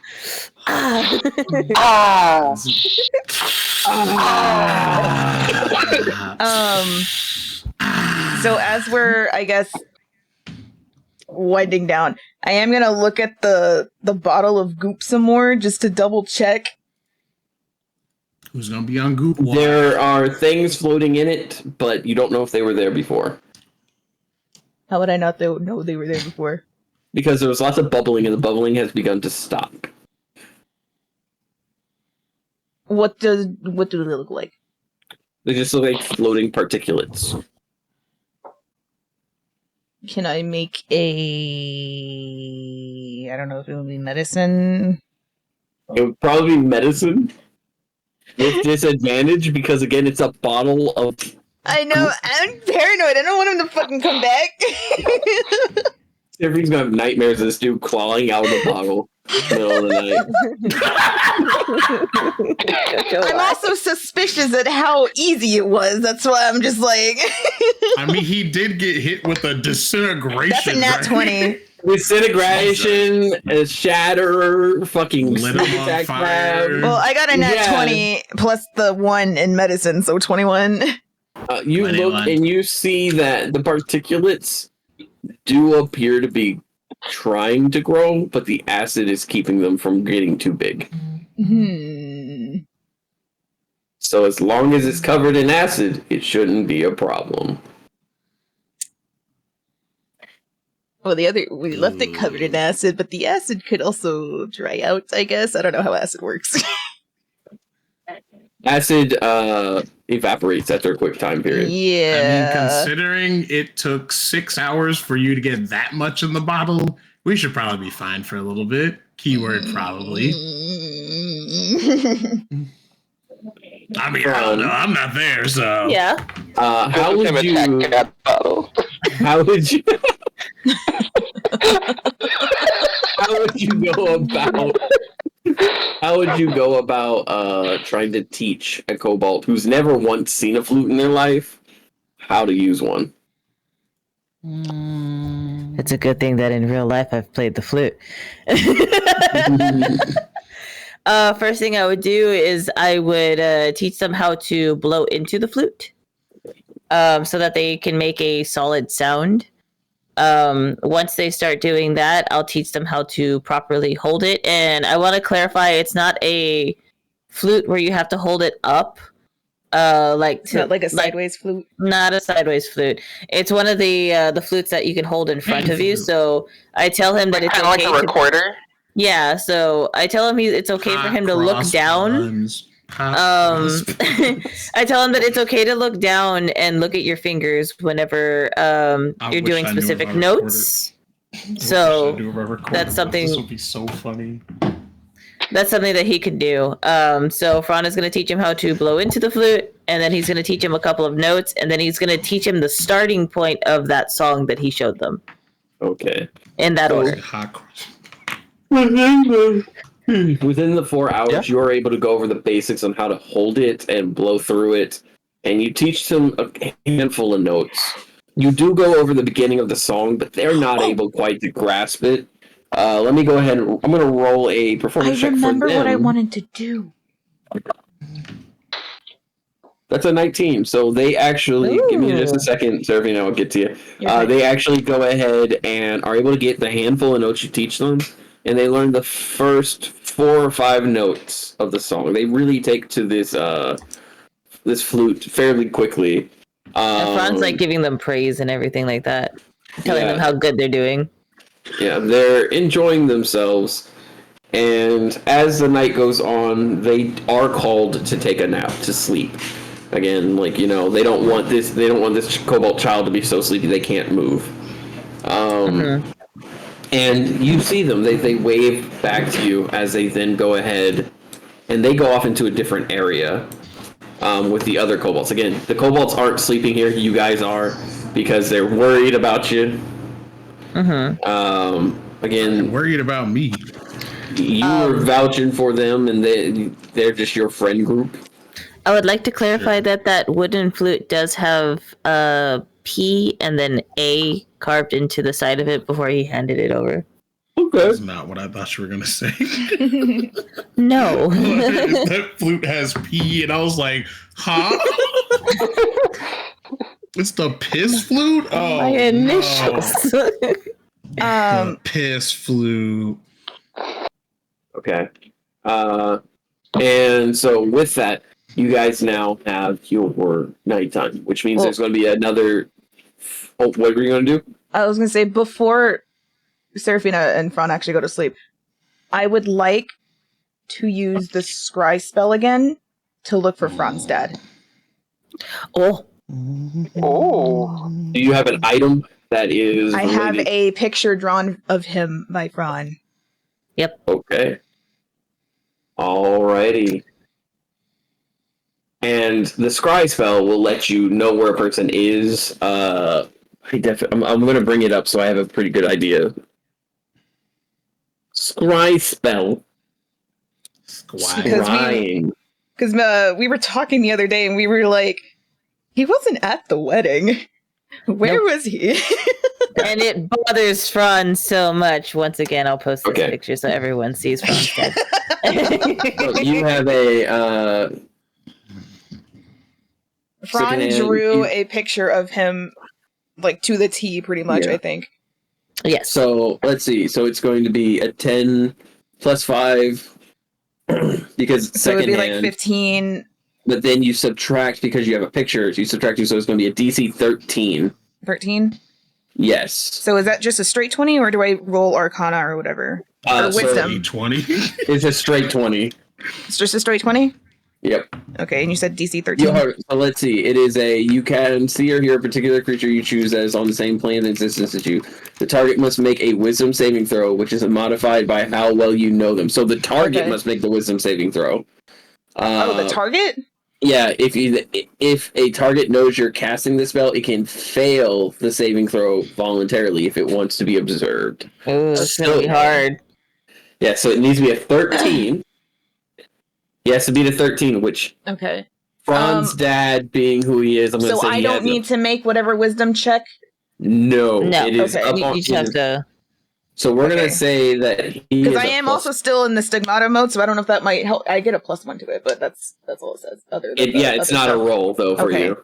Yeah. Okay. So I will say this: that his dad, being the type of person he is, has a +4 to his D20. Wisdom?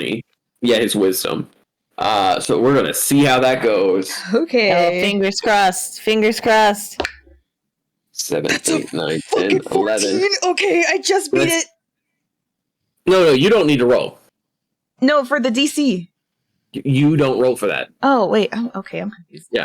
The creature His you're trying to dad has observe. to. Yeah. Oh. So he rolled a 7, 8, 9, 10, 11. He rolled an 11. So, Seraphina, you are trying to observe.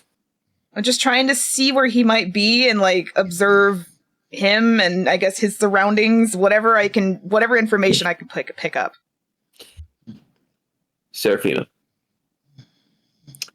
as you use the scry spell, as you view into the distance, it is staticky at first, as if you're having to wade through a heavy wall of muck and grime. It's almost as if in order to get to this person, you're having to go through a barrier of sorts.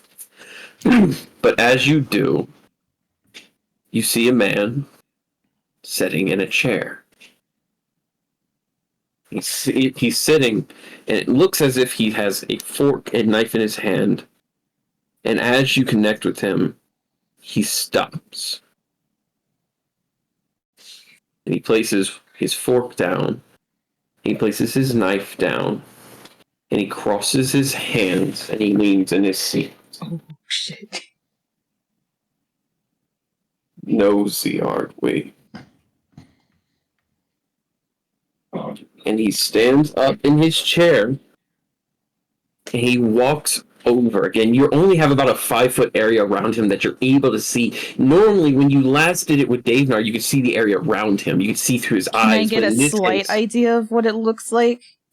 Underneath him is a red carpet, and within that 5-foot area, you see that the red carpet has a golden trim as he begins to walk down a path. And he's walking with his hands behind his back very quietly. As then he stops in front of what looks like a drawer. A golden chest sits upon it, and he takes his finger and he taps it.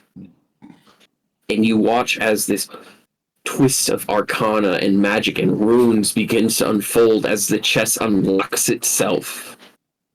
And it pops open. You see a scroll.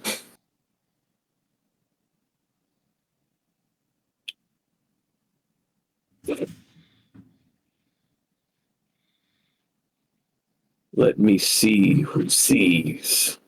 Uh-oh. And the scroll bursts into flames. Let me know what they know. And take me to them. Oh!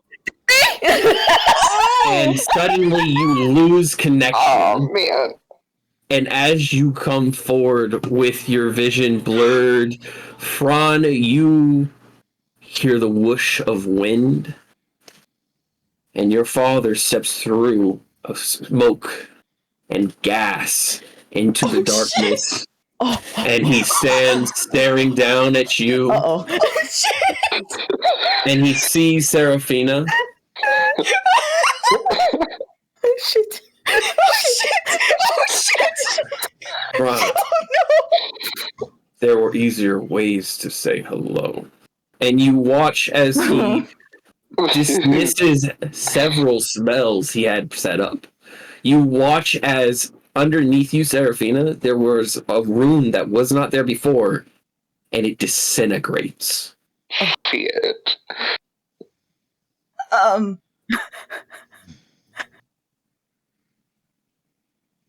And you are? And he looks down at Seraphina.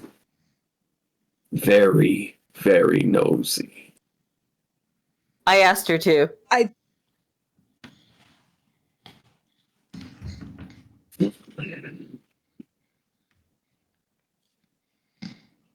was only doing what Ron asked.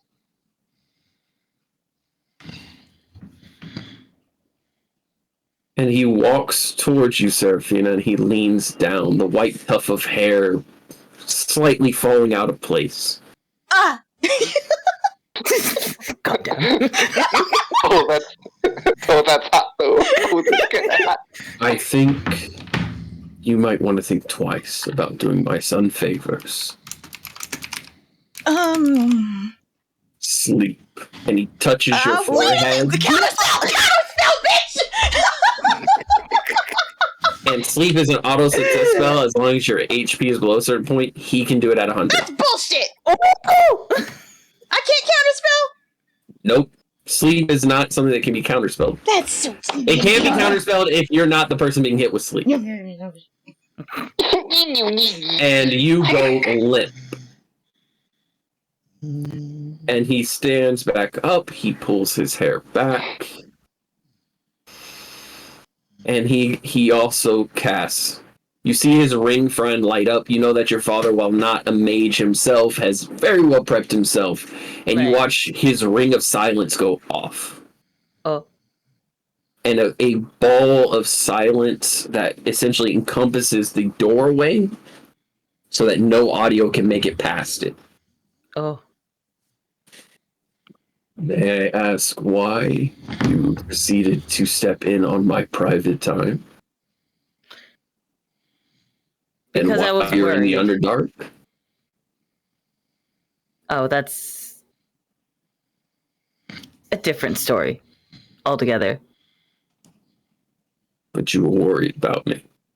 Of course. Ron, what have I told you about worrying about other people? I understand. It's a quick way to end up dead. And yet, here I am. Also, might I ask why your mark is still alive? Oh no. Oh no. Because I was assigned something different. That is no lie. I can show you the documentation.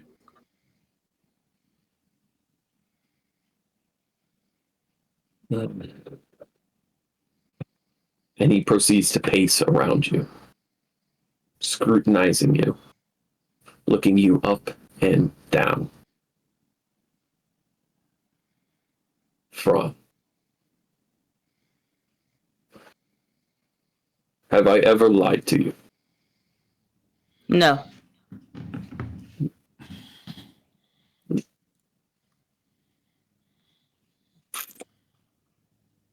When I came through that portal,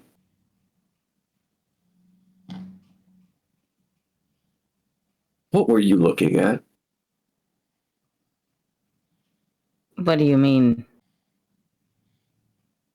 I trained you to be ready for anything, to be weapon ready. And that the most important thing needs to be guarded. When I stepped through that door, you didn't look at me as if you were worried. You looked at me as if you were afraid.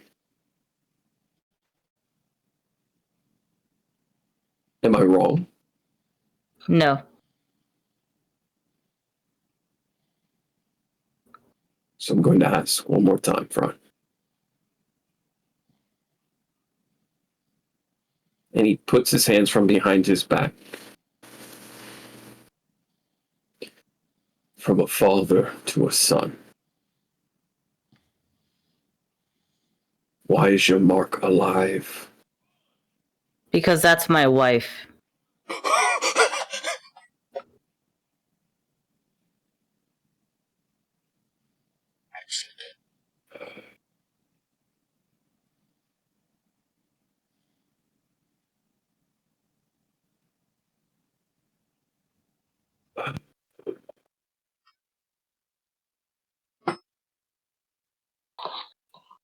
Ron, make a dex save. No! And this Hang on. dex save is not to save you. I understand. Oh, no. 7. What was it? Nat 20 plus 7. Okay. That's going to be a 23 against your nat 20 plus 7. You will block your father's dagger as he sticks it out forward, ready to slit the back of her neck. As she slumped forward, you block it perfectly, just as you were trained to.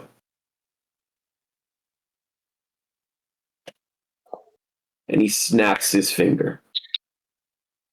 And you see the purple ring, which you know is a force spell that would blow you back 10 feet. Make another con save so you're not blown away. Hang on. Can I Hang fight the sleep spell at all? Hang on. You now have the ability to try to wake up, make a constitution save. Okay. Dispel magic. Huh? Dispel magic. Oh, never mind. You're doing that didn't- instead of moving? You know, he uses dispel magic on his father's ring. As you watch the ring glow for a split second, there's a gust of wind, and then it's cut. And then you watch as your father disappears. And you Dispel hear magic is an AoE, right?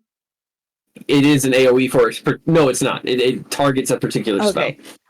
spell. And you you said- hear from I'm Oh, sorry. wait. You said I can make a con save to try and wake up? you were going to because the force spell that he was using would have blown you back as Oh, well, okay. so it would have hit you. Fron, you're not sure where the sound is coming from, but you hear a very particular familiar sound. I cast see invisibility. You cast the invisibility, and your father is standing right in front of you. No weapon, no nothing. He's standing right in front of you, his hands clasped. Very good, Fron.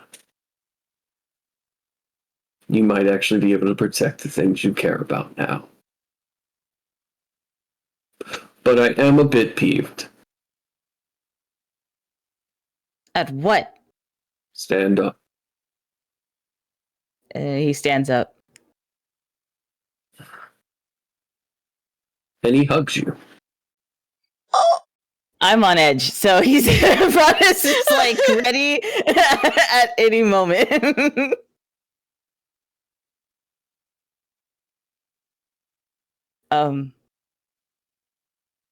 You know there are cantrips you can't dodge, right? I fucking knew it, you bastard. Magic missile. Oh, Cast at 3rd level. Oh, that's good. That's fine with me. Let me see. Hang on. Wait, question. Do Sam and Garum see what's going on, or are those They- like No, rocks? it's silent. It's silent. Yeah. They can't hear anything. silent. No, I know, but like they're like But in they do prox- see the flash of light. They do see the flash of light from the magic missile going out, but they don't know why. They are directly across. They don't see it. Again, it's dark. They removed all the bugs. It's pitch black. You finally get some light Oh, from I see. it, Okay. and it's like just. So would flashes I be of light. shocked? Would we be shocked because of that? Yes, you would be Okay. surprised. So I'm by gonna turn that. to go and be like, should we check that out?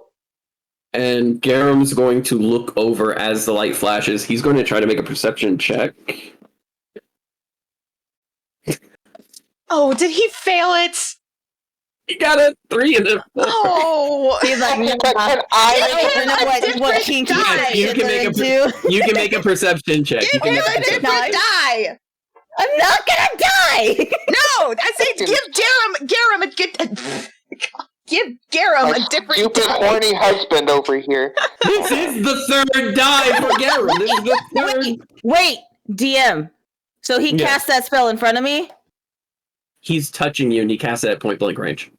That is perfectly fine with me. Even after it hits, I use Mage Slayer. How does Mage Slayer work? I can use a reaction to make a melee attack against a spellcaster and advantage on saving throws against a spell within 5 feet of me. Ah, Okay, so when you go to attack him next, you'll have advantage. However, magic missile is not something you can dodge. It's an auto hit. Yes, but if he throws another spell, essentially. Yeah. So, let's see. At third level. But it is a reaction, so as soon as that spell is done, I attack. There's still no way for me to try and wake up. Also, I got a 17. All right. You watch Sam as Garum is looking. You can't quite see. You watch as a flash of light shows a man embracing Fran, and him being struck in the back by magic missile. Just bright blue lights. Let's see. Action. Let me cast this spell. Second level or higher. The spell creates one more dart for each level. So it's going to be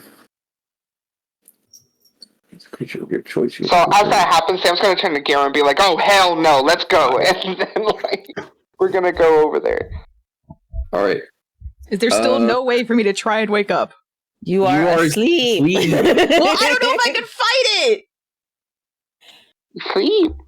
Unless somebody physically touches you, moves you, hits you, or damages you, you are asleep. Takes 19 to the back. Today. 19, I could take that. Yeah. And then you have advantage to strike your father? No, I just immediately attack him. Like, it's That's a reaction. Yeah, it's a reaction.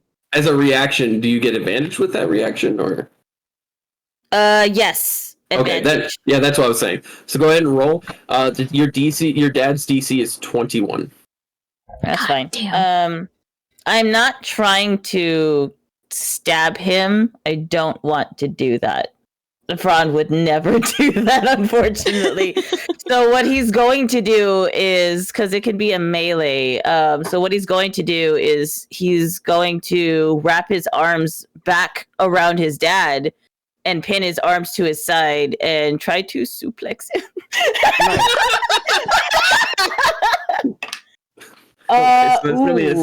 That's a strength versus his And what was his AC? 21. 21? 17, 18, 19, 20, 21. 21 on the dot. Okay, so you go to suplex him, and because it's a suplex, he'll get like a dex save to reduce damage. Yeah. Which is a 16, 17, 18, 19, 20, 21. So he's got 22. So you do suplex him, but this is going to look like the weirdest fucking thing in the world. You suplex him, you land, you throw him back, and as you do, he lets his legs flip with him, and you're both kind of bridged. It's exactly what I thought. That's exactly what I was thinking. Oh my god. Bridged. So, Sam, at this point, you and Garum come up here, and as you go to run forward, if you go to, Garum goes to say something, and immediately his audio is cut off, and he's confused by that. As you enter that circle of silence that is right up in front of them, and he looks over. Sam, you lock eyes with this gentleman who is bridged in a suplex with Fran. Who the fuck are you? That's my dad, don't touch him. And here's the thing, Sam, as you go to say that, who the fuck are you? You're still in the silence? Yeah. So you go... and you mouth it like, who are you? And it's like, and Fran? Yeah. I need you to do me a favor. Oh no. Okay. One thing about your dad is he is a human. Oh yeah, he absolutely is. Humans always have to do more to meet up with any other species. Any other yes, they do. Yes, they do. What the fuck is he gonna do? So when it comes down to strength, one of the few times that you were able to outdo your dad was when you hit puberty, and your dad said, "No, not gonna have that," and has spent the past 10 plus years just really Oh no, he worked out! Strength is the worst. I want you to know this was not planned. Nat 20. His legs alone begins to lift you off the ground, bending back forwards. I want to hang on. I want to use. Wait. I want to use my acrobatics to try to kick off the wall when he does that. And go ahead, roll acrobatics. That's a 16. This All right. didn't have to happen. We're gonna do an acrobatics. Again, he's going to use a strength check. He's going to use a strength check to try to outdo your acrobatics. Oh fuck! I was just trying to do a nice thing for Fran! I didn't know this was gonna fucking happen! Yeah, sucked his dick! Oh god. Give me a second. I gotta look at my death.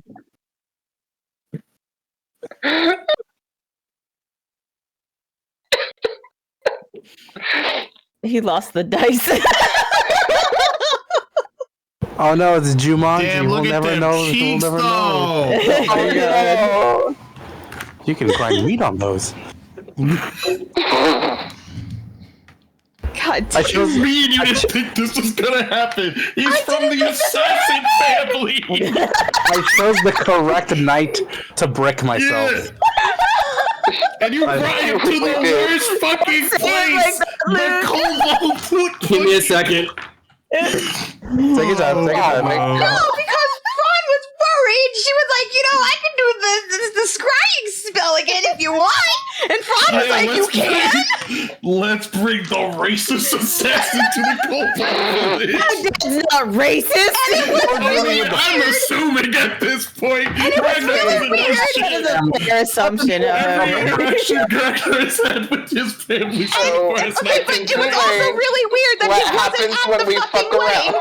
So we wanted to make sure he wasn't dead. He's not. He's very alive. Very alive. dead. We are though. Very alive. We might be. Slight concussion, but barely, almost there. Okay, so give me a second. I gotta get a new die because I'm gonna have to find that die. So bringing out the We metal won't die. fuck around. And Oh we shit, found not out. the metal die. I No, gave fuck, him dude. that. All right, so Fran, what did you get? 16. All right, he got a 16 on the dot as well. Ooh, we matched. So we're How's that gonna work? let's roll it again. Roll it again. Shit.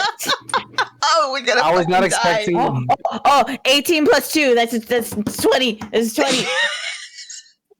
I was expecting physical contact. I was not expecting to be like this. Roll again, Fran. Oh my god. Dad, please. Lucas Wait, actually, while this struggle is happening, Fran is going to try to talk to his dad and be like, "Why are you fighting me? What are you doing?" He's going to squeeze you tighter. Hey yo. 15. Okay, so let me roll. Wait, isn't it still in silence? 19. Oh, fuck me. Okay. They can still hear each other. Yeah, Oh, they they can? are outside of it, but the silence is keeping the audio from going past that. Like it's like Oh. it's a buffer. Wait, I'm confused because you said Sam and Garum. Sam was standing on the outside of the bubble, Yeah, and if you Garum look is at where they are, inside the bubble. here, let me do this. If you do it this way, well, I know that, but like you said, their audio cut off when they walked in. yeah, when they walked into the bubble, so it's kind of like this. Oh, I thought you cast it inside like the key. No, Oh, okay. He cast it strategically so no one could hear them talk. Okay. So, Fran, as you say that, you feel him squeeze tighter on you. He literally stands up. You are now in like a reverse grip of his. And he goes, "Why? Why?" And he squeezes on you. Oh shit! Oh no! That could have been me. And he whispers in your ear, "Fireball." No! Dispel magic! Fireball! Dispel magic, motherfucker! Fireball! Sam's gonna grab Serafina. Sam's gonna grab Serafina. Wait. Jerome, I want y'all to know you keep watching his one red ring light up and go away. Light up and go away. I have Like an the idea. biggest warning Hang on. signal you've ever seen. Hang on. So as he casts fireball one more time, I cast pyrotechnics and I turn it into smoke. So it Can that work goes that way? in. Yes, it extinguishes a flame And hang on, it says choose an area or a flame that you can see that can fit within a 5-foot cube within range. You can extinguish the fire in the area, and you create either fireworks or smoke when you do so. Smoke, motherfucker, smoke! I will allow it because I like the creativity of use of the spell. From now on, you can, if you have that pyrotechnics, you can use it on it. But I will say that Fireball is a 20-foot area, not a 5-foot square. So we will say that you're essentially casting it as soon as he does. So if you share a turn in the future, you can do it, which would essentially mean that it would explode only in a 5-foot area, not a 20-foot. Ooh.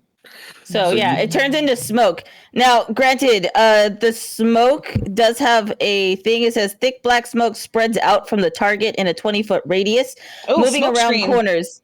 Yes, the area of the smoke is heavily obscured. The smoke persists for 1 minute or until a strong wind disperses it. The people inside of the smoke are blinded, so they can't see and automatically fail any ability checks that require sight. Yes.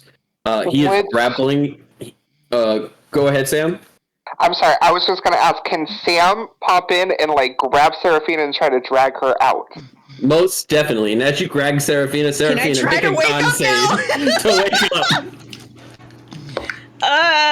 17! That'll do it. You wake up as you're being pulled out of smoke. Fran, you hear your father's voice. I'm trying to make sure you're safe. And I'm trying to make sure you're safe. And he turns you around, and he's holding you, he's grappling you. And you have a split-second remembrance of the one time your father left-hook you. Because your father's left-handed. You know he's grabbed by the hand, and you feel it right across your cheek. Oh, am I getting another scar? Because that's how I got the first one. Oh, shit. And that is a nat 20 to punch you in the face. I'm getting another scar on the face. Yep. He isn't a monk or anything, so it's still only 2 damage. I'm not going to fight back that punch. I'm not going to. I'm going to take that punch full force. He deals 2 damage to you because he has a regular fist. Yeah. With a ring on. Yeah.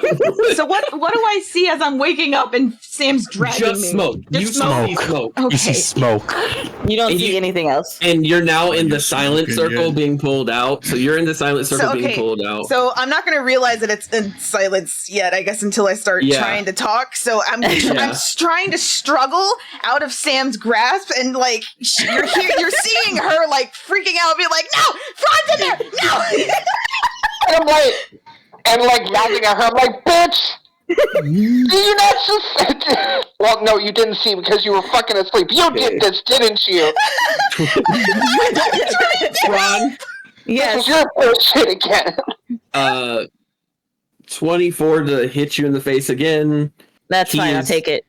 He deals 1 damage because, again, it's regular fist. Okay. Fucking moron, you idiot! Do you think the kings are going to take well to this? A blatant disregard? Oh. Can I, as he's doing that, do I realize that I'm in a silence circle? Yeah, you go to scream out and you can't say anything. Can I... oh, wait. Does that cast... Oh, shit, I can't. I wanted to do Dispel Magic, but that's verbal. Actually, no, I can do Subtle Spell. I don't need a verbal component. I was gonna say I wouldn't dispel the silence. That's all I'm saying. I would not dispel the silence spell because she's doing her own thing. Well, I don't know that, so you're not there, Fred. You're currently being punched and headbutted by your father. By the way, It's already in motion. And he again snaps another finger, and a blue one glows. You see it for a split second front as suddenly a gust of wind pushes the smoke out. It comes bursting out towards you guys. You don't know why. You just know that the smoke is being thrown at you as the silent spell, is being dispelled through Seraphina. And as that happens, Fran, you see your father in tears. Oh. You're an idiot. You're a moron. I raised you to not think with your heart for a reason. And he lets go of you as you end up on the floor getting hit. Can I try and struggle out of whoever's grabbing me to run back in there? You can. Sam, are you like physically? I'm not trying to hold her back. I was just dragging her dumbass out of there. Seraphine, are you running towards? Yes. Okay. Dex save as a portal door opens in front of you. Ooh. From falling through it. Oh shit! Okay. You watch as he just goes like this, and another one of his rings go off. Dirty 20. Dirty 20. Yeah. You step to the side. You see that the portal actually shows from behind Sam and them. It was going to have you go in. It was a dimension door. Yeah, dimension door 30 feet behind. Like father, like son. I also have that spell. Can I, as I step out of it, can I try and cast Ice Knife at him? No, Ron's gonna hold up his hand. What are you doing? He's attacking us! You watch as go to cast Ice Knife, because as you're saying this, as you and Fran are discussing, he takes a sidestep to gut punch you in the process. Wait, can I shield? You can shield. I'm gonna do that. You watch as you shield and he punches at it, and even though it doesn't connect, you're moved back 5 feet.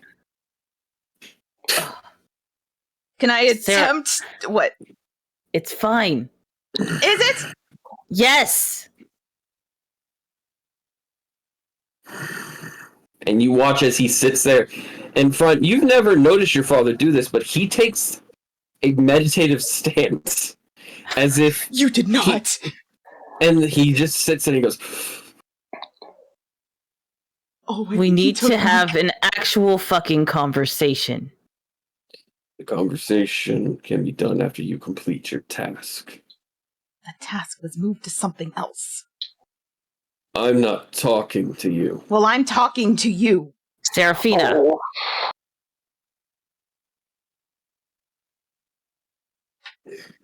Please, just talk. We don't want this to be violent. I guess she doesn't know what our namesake means. And That's not my namesake anymore. He's going, as you say that, he stops. Excuse me? The Felidar are known as assassins and murderers and killers. I don't want to be that anymore.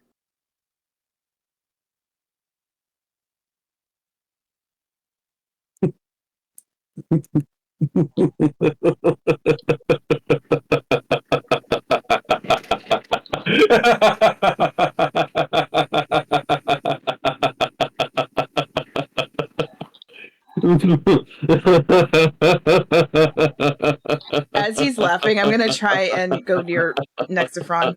No. He steps, a brown ring goes, and a wall of earth rises between you 5 feet. Mold earth. You're going to let me talk to my son. Fine. Full conversation. Just you and me. I don't know if I trust that. Do you trust me? You don't need to. I trust you. I don't trust him. Then trust me.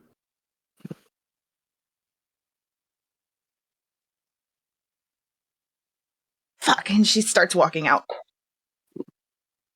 Mold earth. And y'all see that wall of 15 that is essentially entrance gets covered. Light. You see dancing lights above y'all's heads. How many fucking spell slots does he have? Jesus. He's probably level 20. He's not using spell slots. Oh yeah, he has rings. Because it's enchanted items, Yeah. The Felidar are rich, wealthy, and a lot of people want them dead. Why the hell would I rely on my spell slots?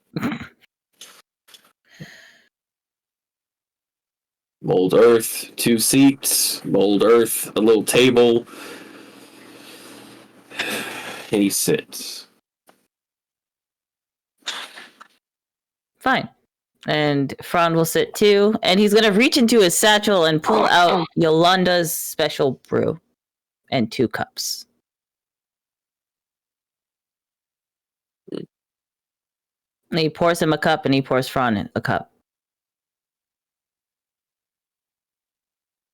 He takes his pinky and he sticks it in, not even trying to hide it. Fran just drinks it. And the ring doesn't glow. He drinks. You really think I'd poison you? Yes. Oh. And Fran has like kind of like a smile on his face. Let me put it this way. If you really did decide to get married because you fell in love, you're taking after your mother. Is that such a problem? The first 3 attempts at divorce were not via paperwork. I'm aware. But you also didn't want to divorce her. If I recall.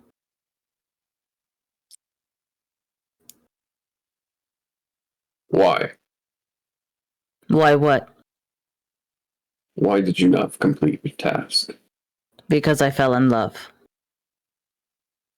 You see that twitch in his eye that you've seen growing up, a frustration. The kings don't know. No. What do they think you're doing? They think I am an inquisitor. And Fran holds out his paperwork showing that they gave him inquisitor status. So they don't think you're an inquisitor, you are an inquisitor. Correct.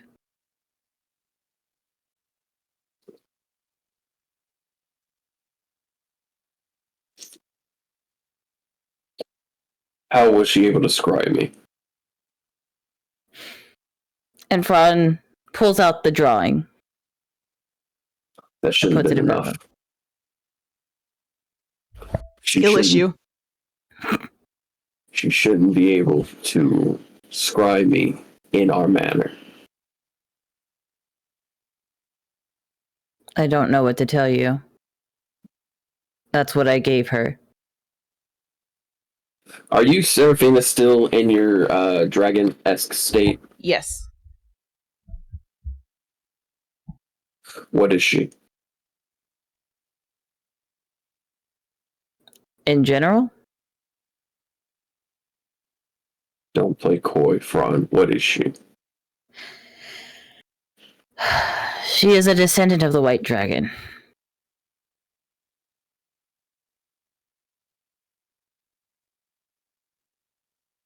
So not only did you find a wife, Mm-hmm. but you used love as an excuse to marry. Not an excuse, but yes. She's the missing heir that you were sent to kill. Correct. And not my original target. My original target was killed by somebody else. I know. I'm the one who signed off the order for it to be handed off. Why did you send him?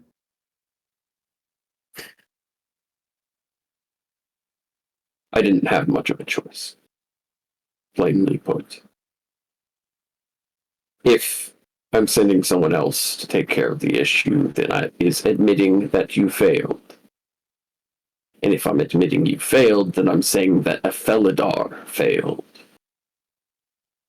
And what better an excuse for the 4th king to use one of his toys than to send out someone because a Felidar failed? I am otherwise preoccupied, as far as they're aware. They know that I take my time with each mission. Not this much time, Fran. I've taken time like this. It's only been a few months.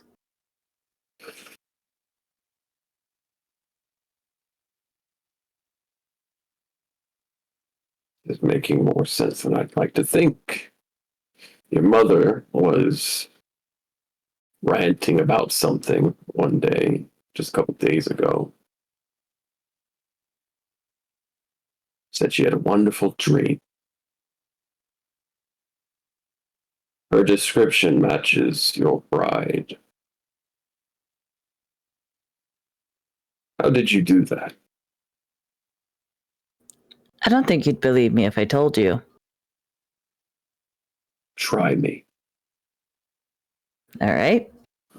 Since I've always ever been blunt with you, the gods have been helping a little too much. It's honestly to the detriment of us at some times, but Chaos himself has been helping. There's a twitch from your father's eye and a bit of a frustration. So you've been fraternizing with deities. Fraternizing? It's not like I had a choice. Once you leave the kingdom, so many gods become so interested in what you have to do or say.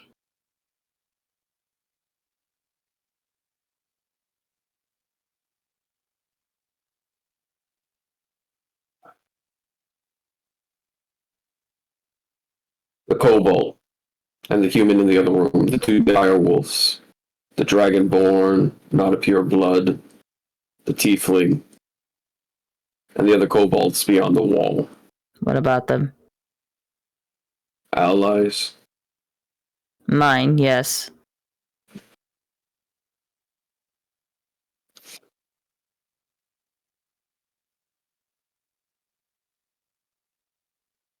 He seems to be listening for something.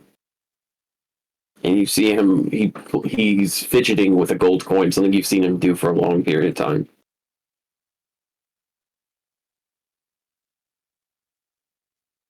What are you hiding from down here?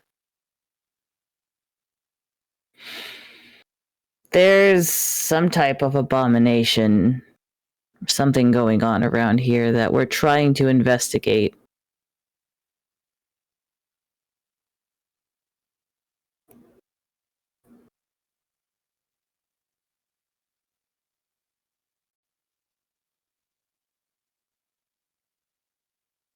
Do you stand with the kingdom?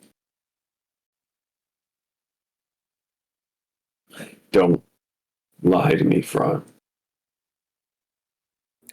I stand with the kingdom. The people of the kingdom.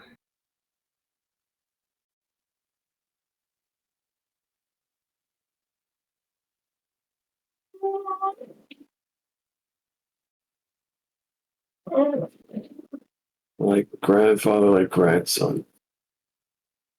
So I've heard. Fine. Fuck it. And you watch him take the vial of the drink. He pops it and he begins to just knock it back. What are you doing?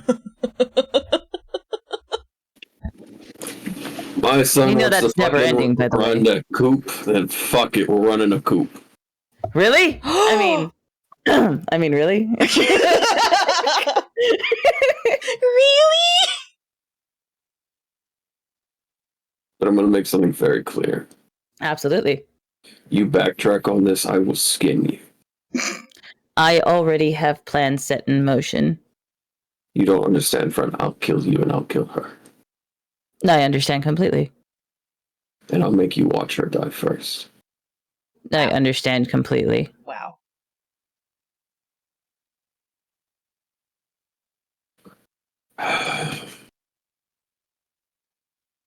Fuck.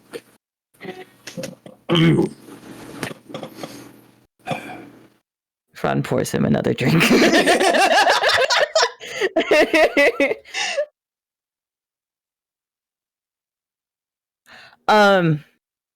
What? There are a few other things that I need to tell you because I have to be completely honest with you.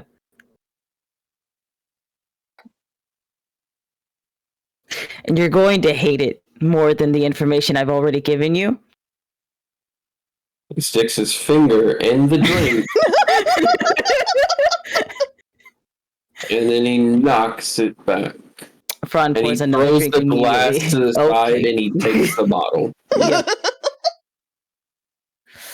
I may have Tell a him, little Ron. bit of a curse on me. I'm sorry. I don't think I heard you correctly because, like, you know, with what there was 2 whole years spent on don't fuck with curses. So I'm just gonna.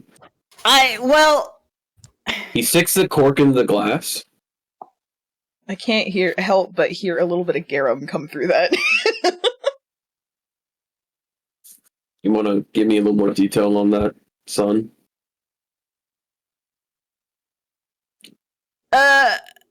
No, but I kind of have to. And he takes off his glove and just kind of like rolls up his sleeve and shows off the demon arm. The demon arm from Asmodeus. Oh my god. And he smacks you with the metal and glass vial across your face. Improvised weapon. We're just going to say that's going to be a d6 worth of damage. And you take 6 damage. It's fine. I deserve that. Why? Ow. You're not that fucking stupid. I am not that fucking stupid. And yeah. Not anymore. Why? Because love makes you do stupid things, Dad. And somebody was about to make a deal with Asmodeus, and I took it for them.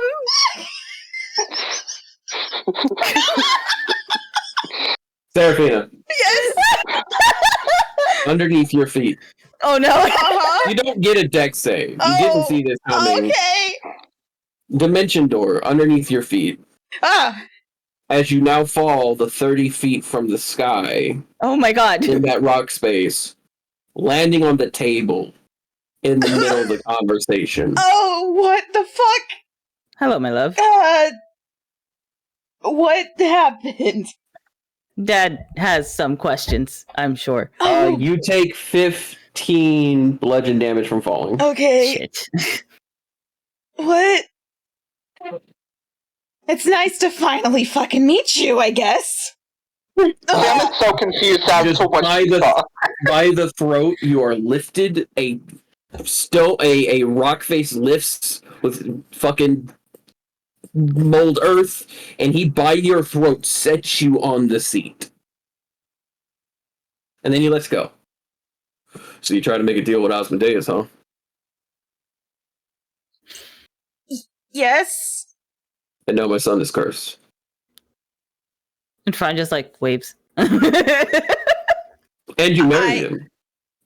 Which of course you would. Any person would marry the tool that they could use to save their own ass. I don't see it as a tool. Ah, okay. So he volunteered to take the curse. He did. You did. What? You volunteered. Of course I did.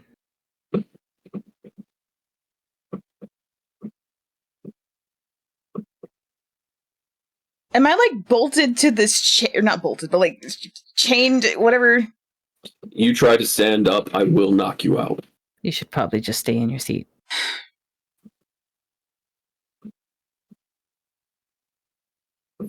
Hands on the table, both of you. What? Hands on the table. Hands. Table. One more. No. Table. Why? Okay, and Fran puts his other hand on the table. Put the hand on the table. I'm not doing anything until you tell me why. You can do it or I can force you. You should just do it. You should just... Ron, I'm really not liking your dad. She does it. I love my dad. And he reaches into his back pocket and he pulls out what looks like a gold encrusted box. He pops it open. He Do I sets it down. recognize this box? Yes, it's his ring storage box. He pulls off several rings. He puts on several more rings. He pulls off all the ones he used recently, and he just closes it. He pockets it, and he puts on his thumb another ring. And Fran, it is a silver ring with a silver gem in it. You recognize it as a form of advanced identify. Oh no, Papa, please And let me he puts his thumb explain. down, And he uses advanced identify. Identify on what? And he sees that you have ceremony.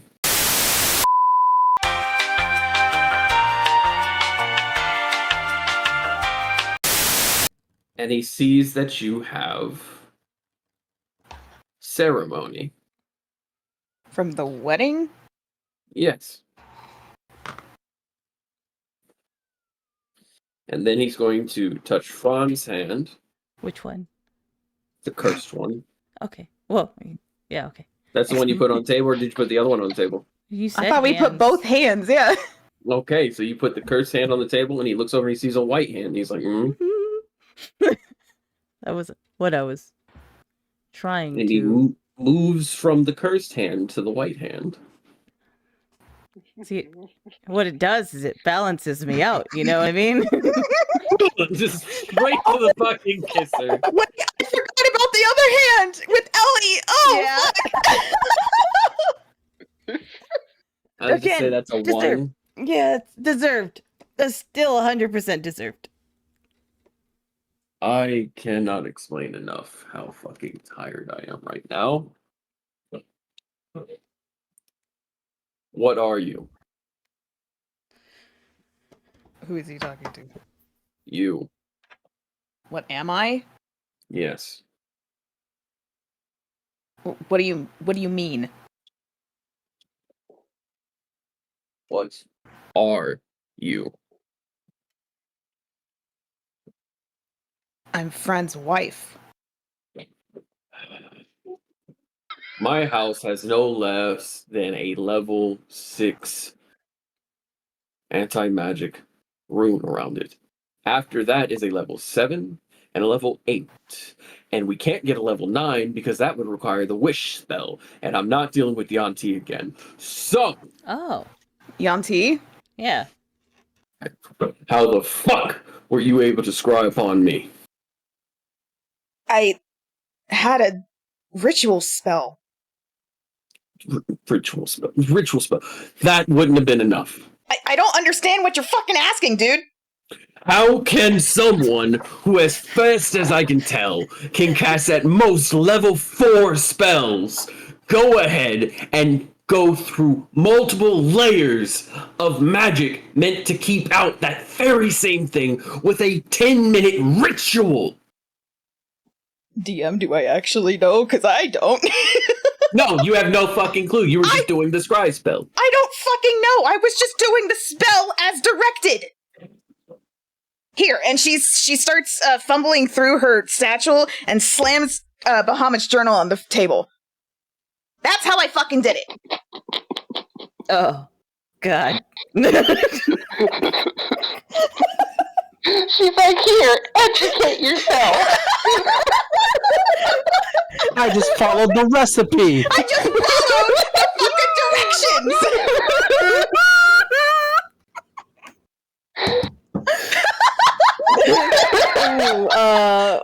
Dad, maybe, okay. Does he want to be touching that? I don't know. Does it look normal to him, or... I'm gonna take that as a yes. This is so good, but so bad at the same time. It's like a train wreck, a very slow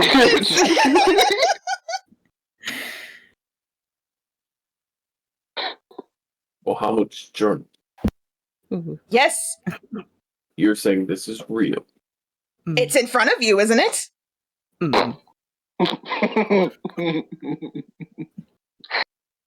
Listen, this man just beat the shit out of me. I am not happy. I'm fine. I don't fucking care. I'm also, Fran, I'm also Yes. still in my stigmata form. She's fucking mad. Yes, sir. If I might ask. Yep. How many times has she almost died? Technically only twice. Like all the way, or How many times has she come that close? Just 2? 2 times. Yeah. In 2 months. It hasn't been 2 months. It has. No, it hasn't. Has it really? Yes, it has. I thought it's been way more. No.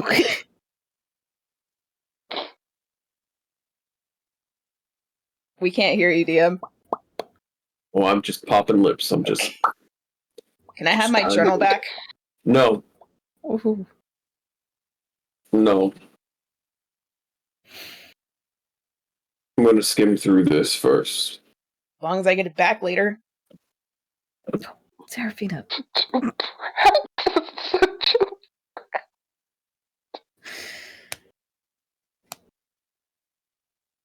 You know, last person talking to me like this. I'm aware. Oh, I flayed them. That's nice. I've gotten so many fucking death threats. Do you... And Bob's gonna like put his hand on Seraphina's hand, like, please, honey, you're just. I'm sorry. I would Your kill you. dad. That You're married I to my was. son. I'm not gonna kill you. Okay, 1, too easy. 2, you're married to my son. I'm gonna give you the dignity of being tortured first. Oh my god. But besides the point. And again, he just keeps flipping through this like this can't be real. Like, I have another journal. And I pull out Yanti's journal. Oh yeah, we did talk with Yanti. I forgot to mention that. That one was not given to me by Yanti. I found it. But it does say it's Yanti's journal. I'm going to recommend you give that back to him as soon as possible. I will when I'm done with it. Wow. You know what, son? Yeah. Good fucking luck. You know, people keep telling me that, but she's really not as bad as people think she is.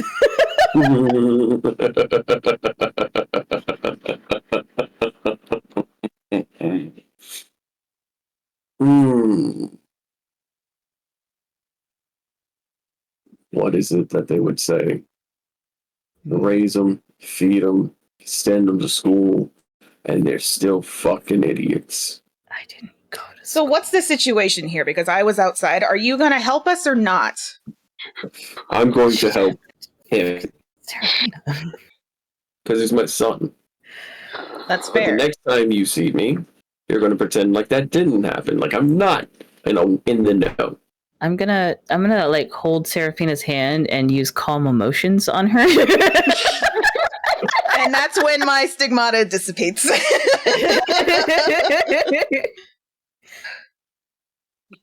I'm sorry. I should have did that sooner. He sits there like he's trying to think for a second. I'm sorry as well. I was only scrying you because Fran was worried because you didn't show up to our wedding. Yeah. I've been kind of on lockdown in the house, and now I know why. Oh? Why? They have you on lockdown? Yep. Is it because of what's going on with Grandpa? I don't know. The only thing I got from your grandpa was a coffee recipe. Oh, that's and nice a note that told me to relax. I mean,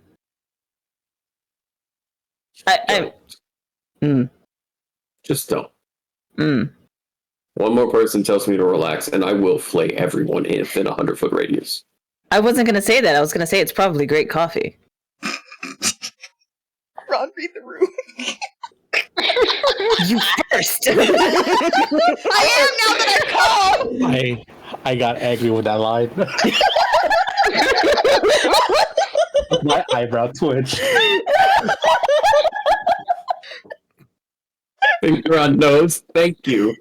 Thank you, Luke. Because I also almost just knee-jerkingly was like, this man is so close to snapping. Like, y'all don't even know. Like, I told you guys. He is so close. I told you she's gonna be more aggressive in the stigmata mode. Like I don't think you know how close y'all are to another boss fight. Can we Finger off start nose. over?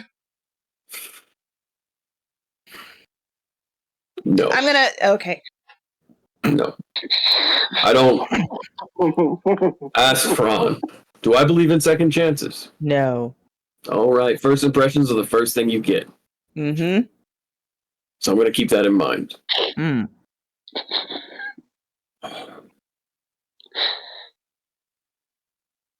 Fran.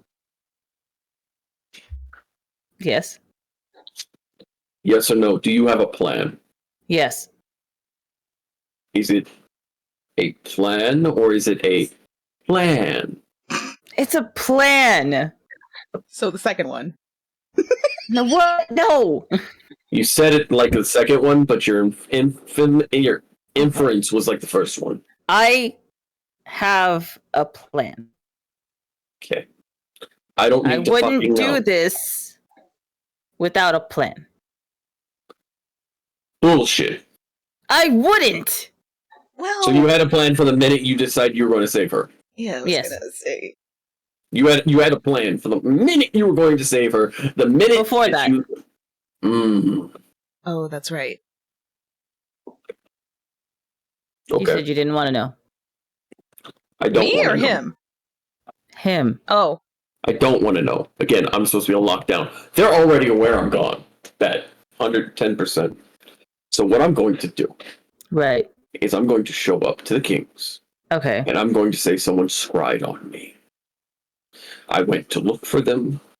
I ended up in the Underdark, far away from here, the Underdark near the Kingdom. Because a certain group of people are raising all hell. And when I couldn't find them, I came back. Which means I'm going to end up going through a fair level of torture myself because they won't trust my words because your grandfather's involved. Correct. May I ask something? Sure. Do you know about the experiments that my uncle is doing? Fran's gonna turn to her. I'm not the liaison, but yes, I'm very much aware. Do you know how he's doing it?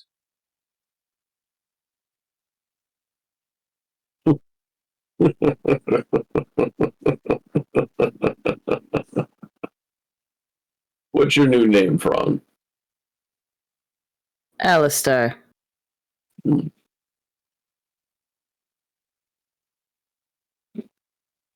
Seraphina. What is Fran's dead name? Belladar.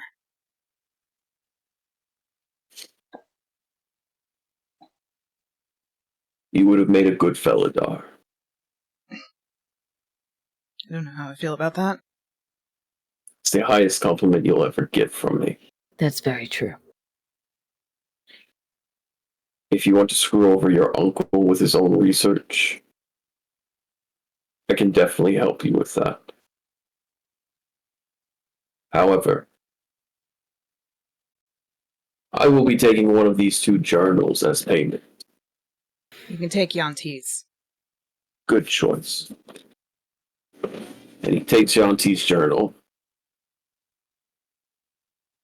And he doesn't flip it open like the other one. He doesn't look at it. He merely sets it to the side.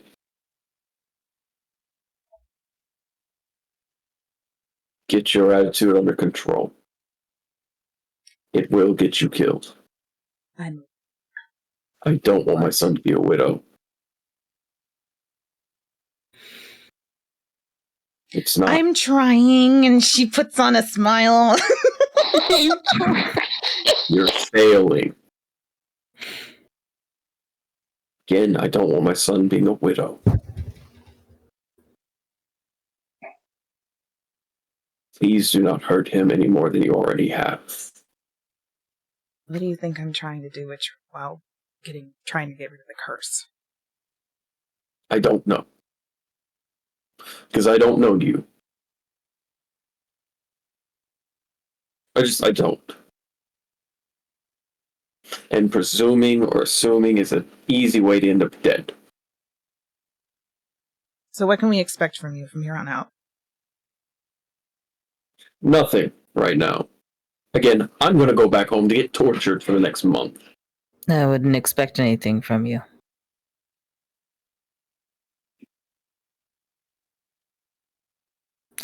I just wanted to know you were okay.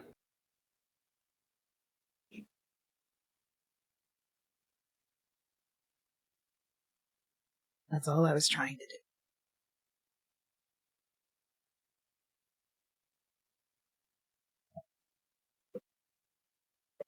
He reaches in his pocket and he pulls out a key. He sets on the table and he slides it to you. What's this? Our one estate outside of the Kingdom United. Oh? A wedding present. Wait, what? Thank you? Out of character, what did he say it was? It was a key to an estate outside of the kingdom that they own.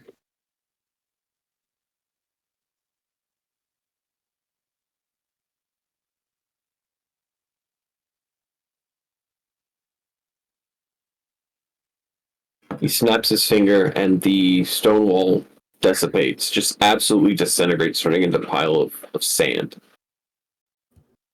For the first time, everyone can look in as the dancing lights are lighting up the room.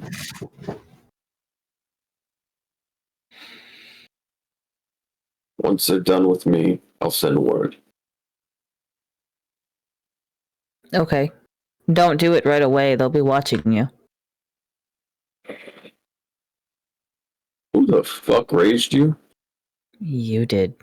Exactly. He stands up. He dusts himself off.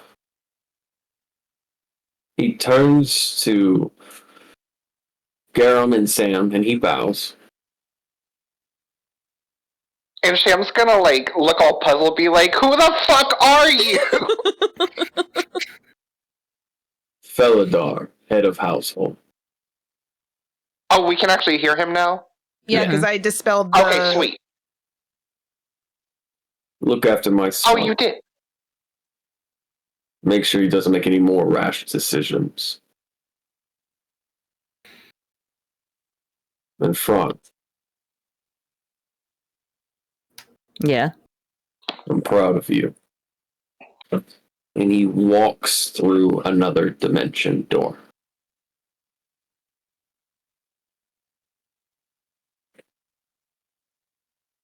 It closes. And that's where we're going to end the session for the night. God damn. I want you to know Fran is gonna, like, as soon as his dad is gone, he's gonna, like, slam his head on the table. Oh my god, I'm so fucking hurt! Everything hurts! Fuck! I'm gonna use my hand. Up to y'all. What the fuck did y'all do? I'm gonna use my healing hands on Fran and then look to Sam. My dad is so proud of me, though. I dispelled so many of his spells. Ow! Yeah, I'm using healing hands on you to try and... Sam's gonna breathe, and she's gonna be like, I'm gonna leave you to it. But we are talking about this. I don't want to know right now. We're talking about this in the morning, because this is too much. Go to bed. You're grounded. Go to bed. And then she turns to Garum, and I'm just like, is that... What? She's going to turn to Garum and be like, is that what we're supposed to do? We're supposed to ground them, right? I think he almost got grounded by his own dad. Well, I'm grounding you double, and then she's going to take Garum and we're going to walk away. Fuck off, Sam. You're not my mom. She's already gone, so that didn't matter. Yeah. Are you good?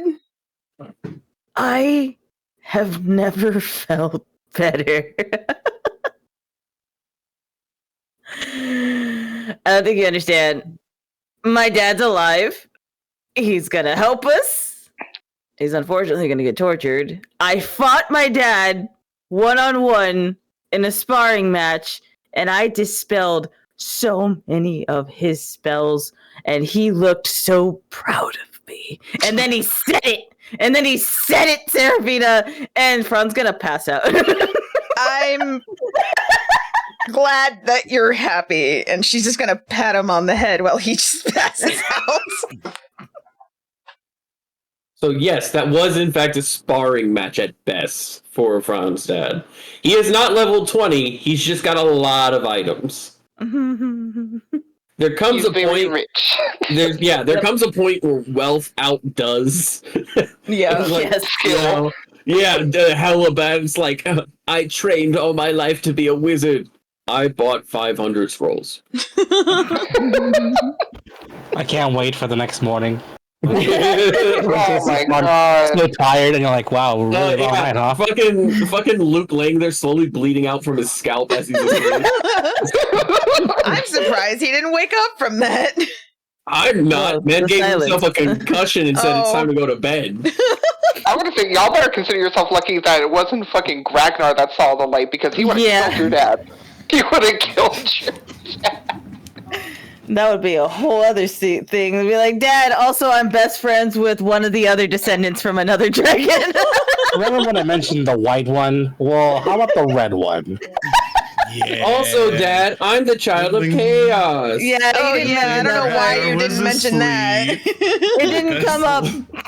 It kind of did. He brought up chaos, and then his dad got mad when he was listening to what he had to say. Wait, Beck, what? I said he brought up chaos, and then his dad got mad, and then he just was listening to what his dad had to say, and then the conversation just kind of drifted. Yeah, the minute he brought up chaos, the dad was like, no, not even touching that. Well, let's work our way up. Yeah. Let's start from 0, son. Okay, because it goes from 0 to 100. There's no in between. So yeah, that is head of household, Daddy Feridon. Big Daddy. Hot. Also, I love how a freaking demon was just like, you fucking summoned the dad of an assassin. What did you expect?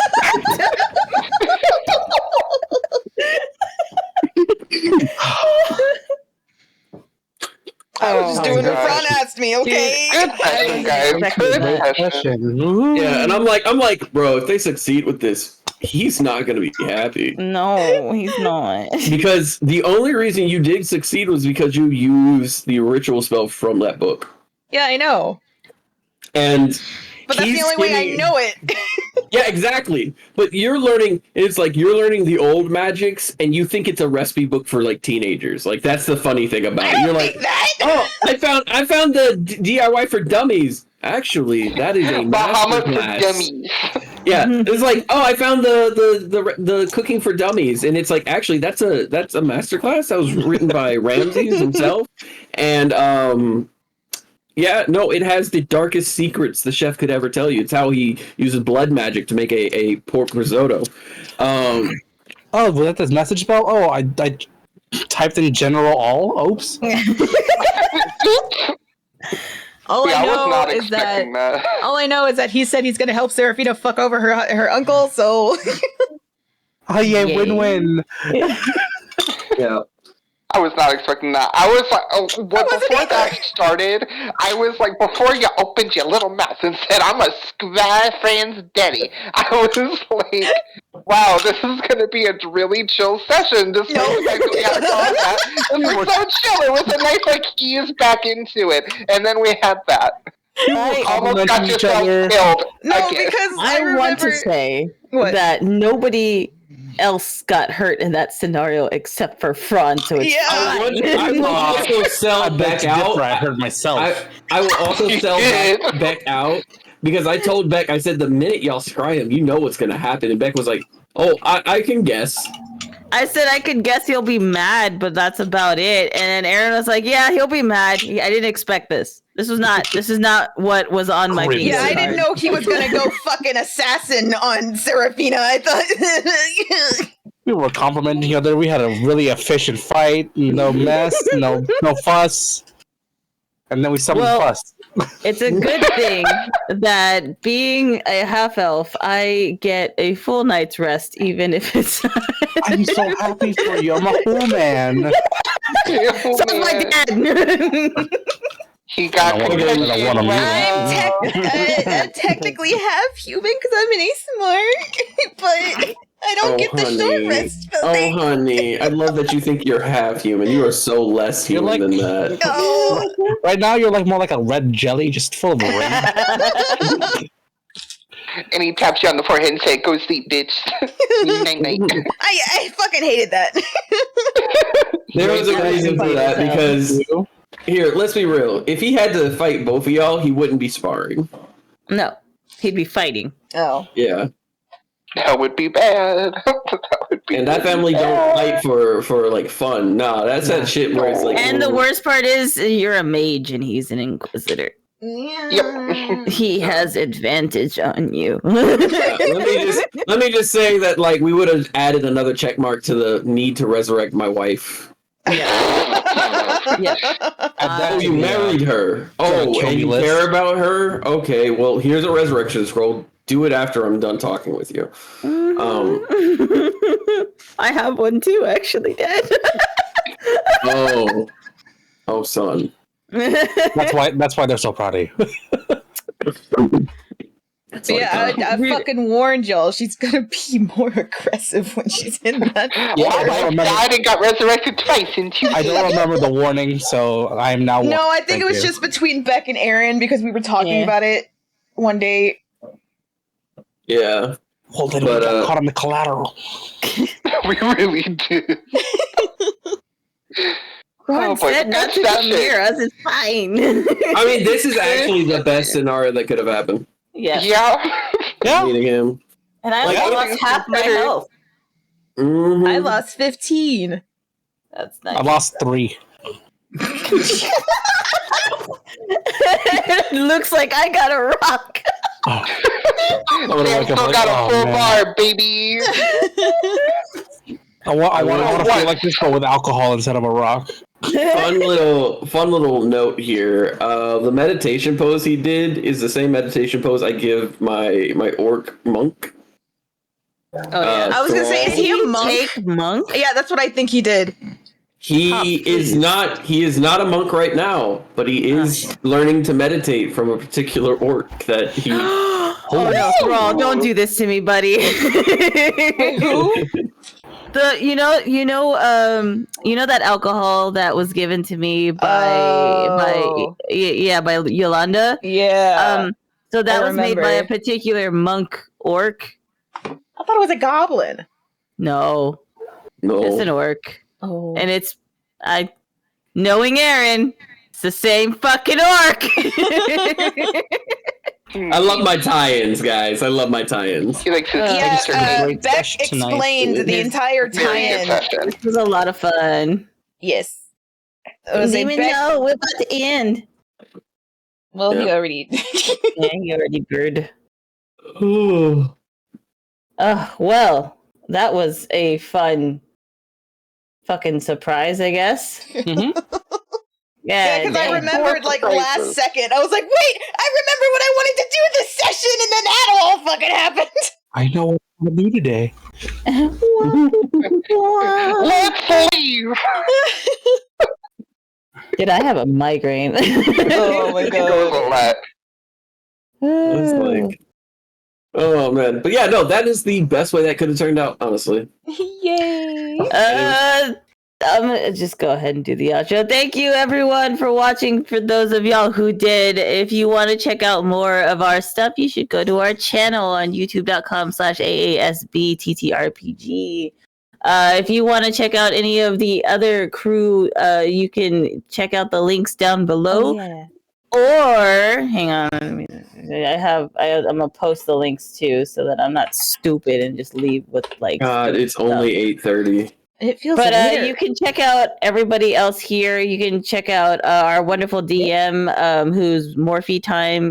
Their link tree is listed below. You can check out Seraphina at twitch.tv/LestriaVT. You can check out Gragnar at twitch.tv/literaldemon_. You can see our wonderful Luke at twitch.tv/JojoPanda. That's me. And you can see our wonderful Sam at twitter.com/Rosie_reads123. And again, all these links are down below and you can go check them out. You can check out our VODs, like I said, is on our YouTube channel, youtube.com/AASBTTRPG. Yeah, do as the kobold says or he's going to shake aggressively at you.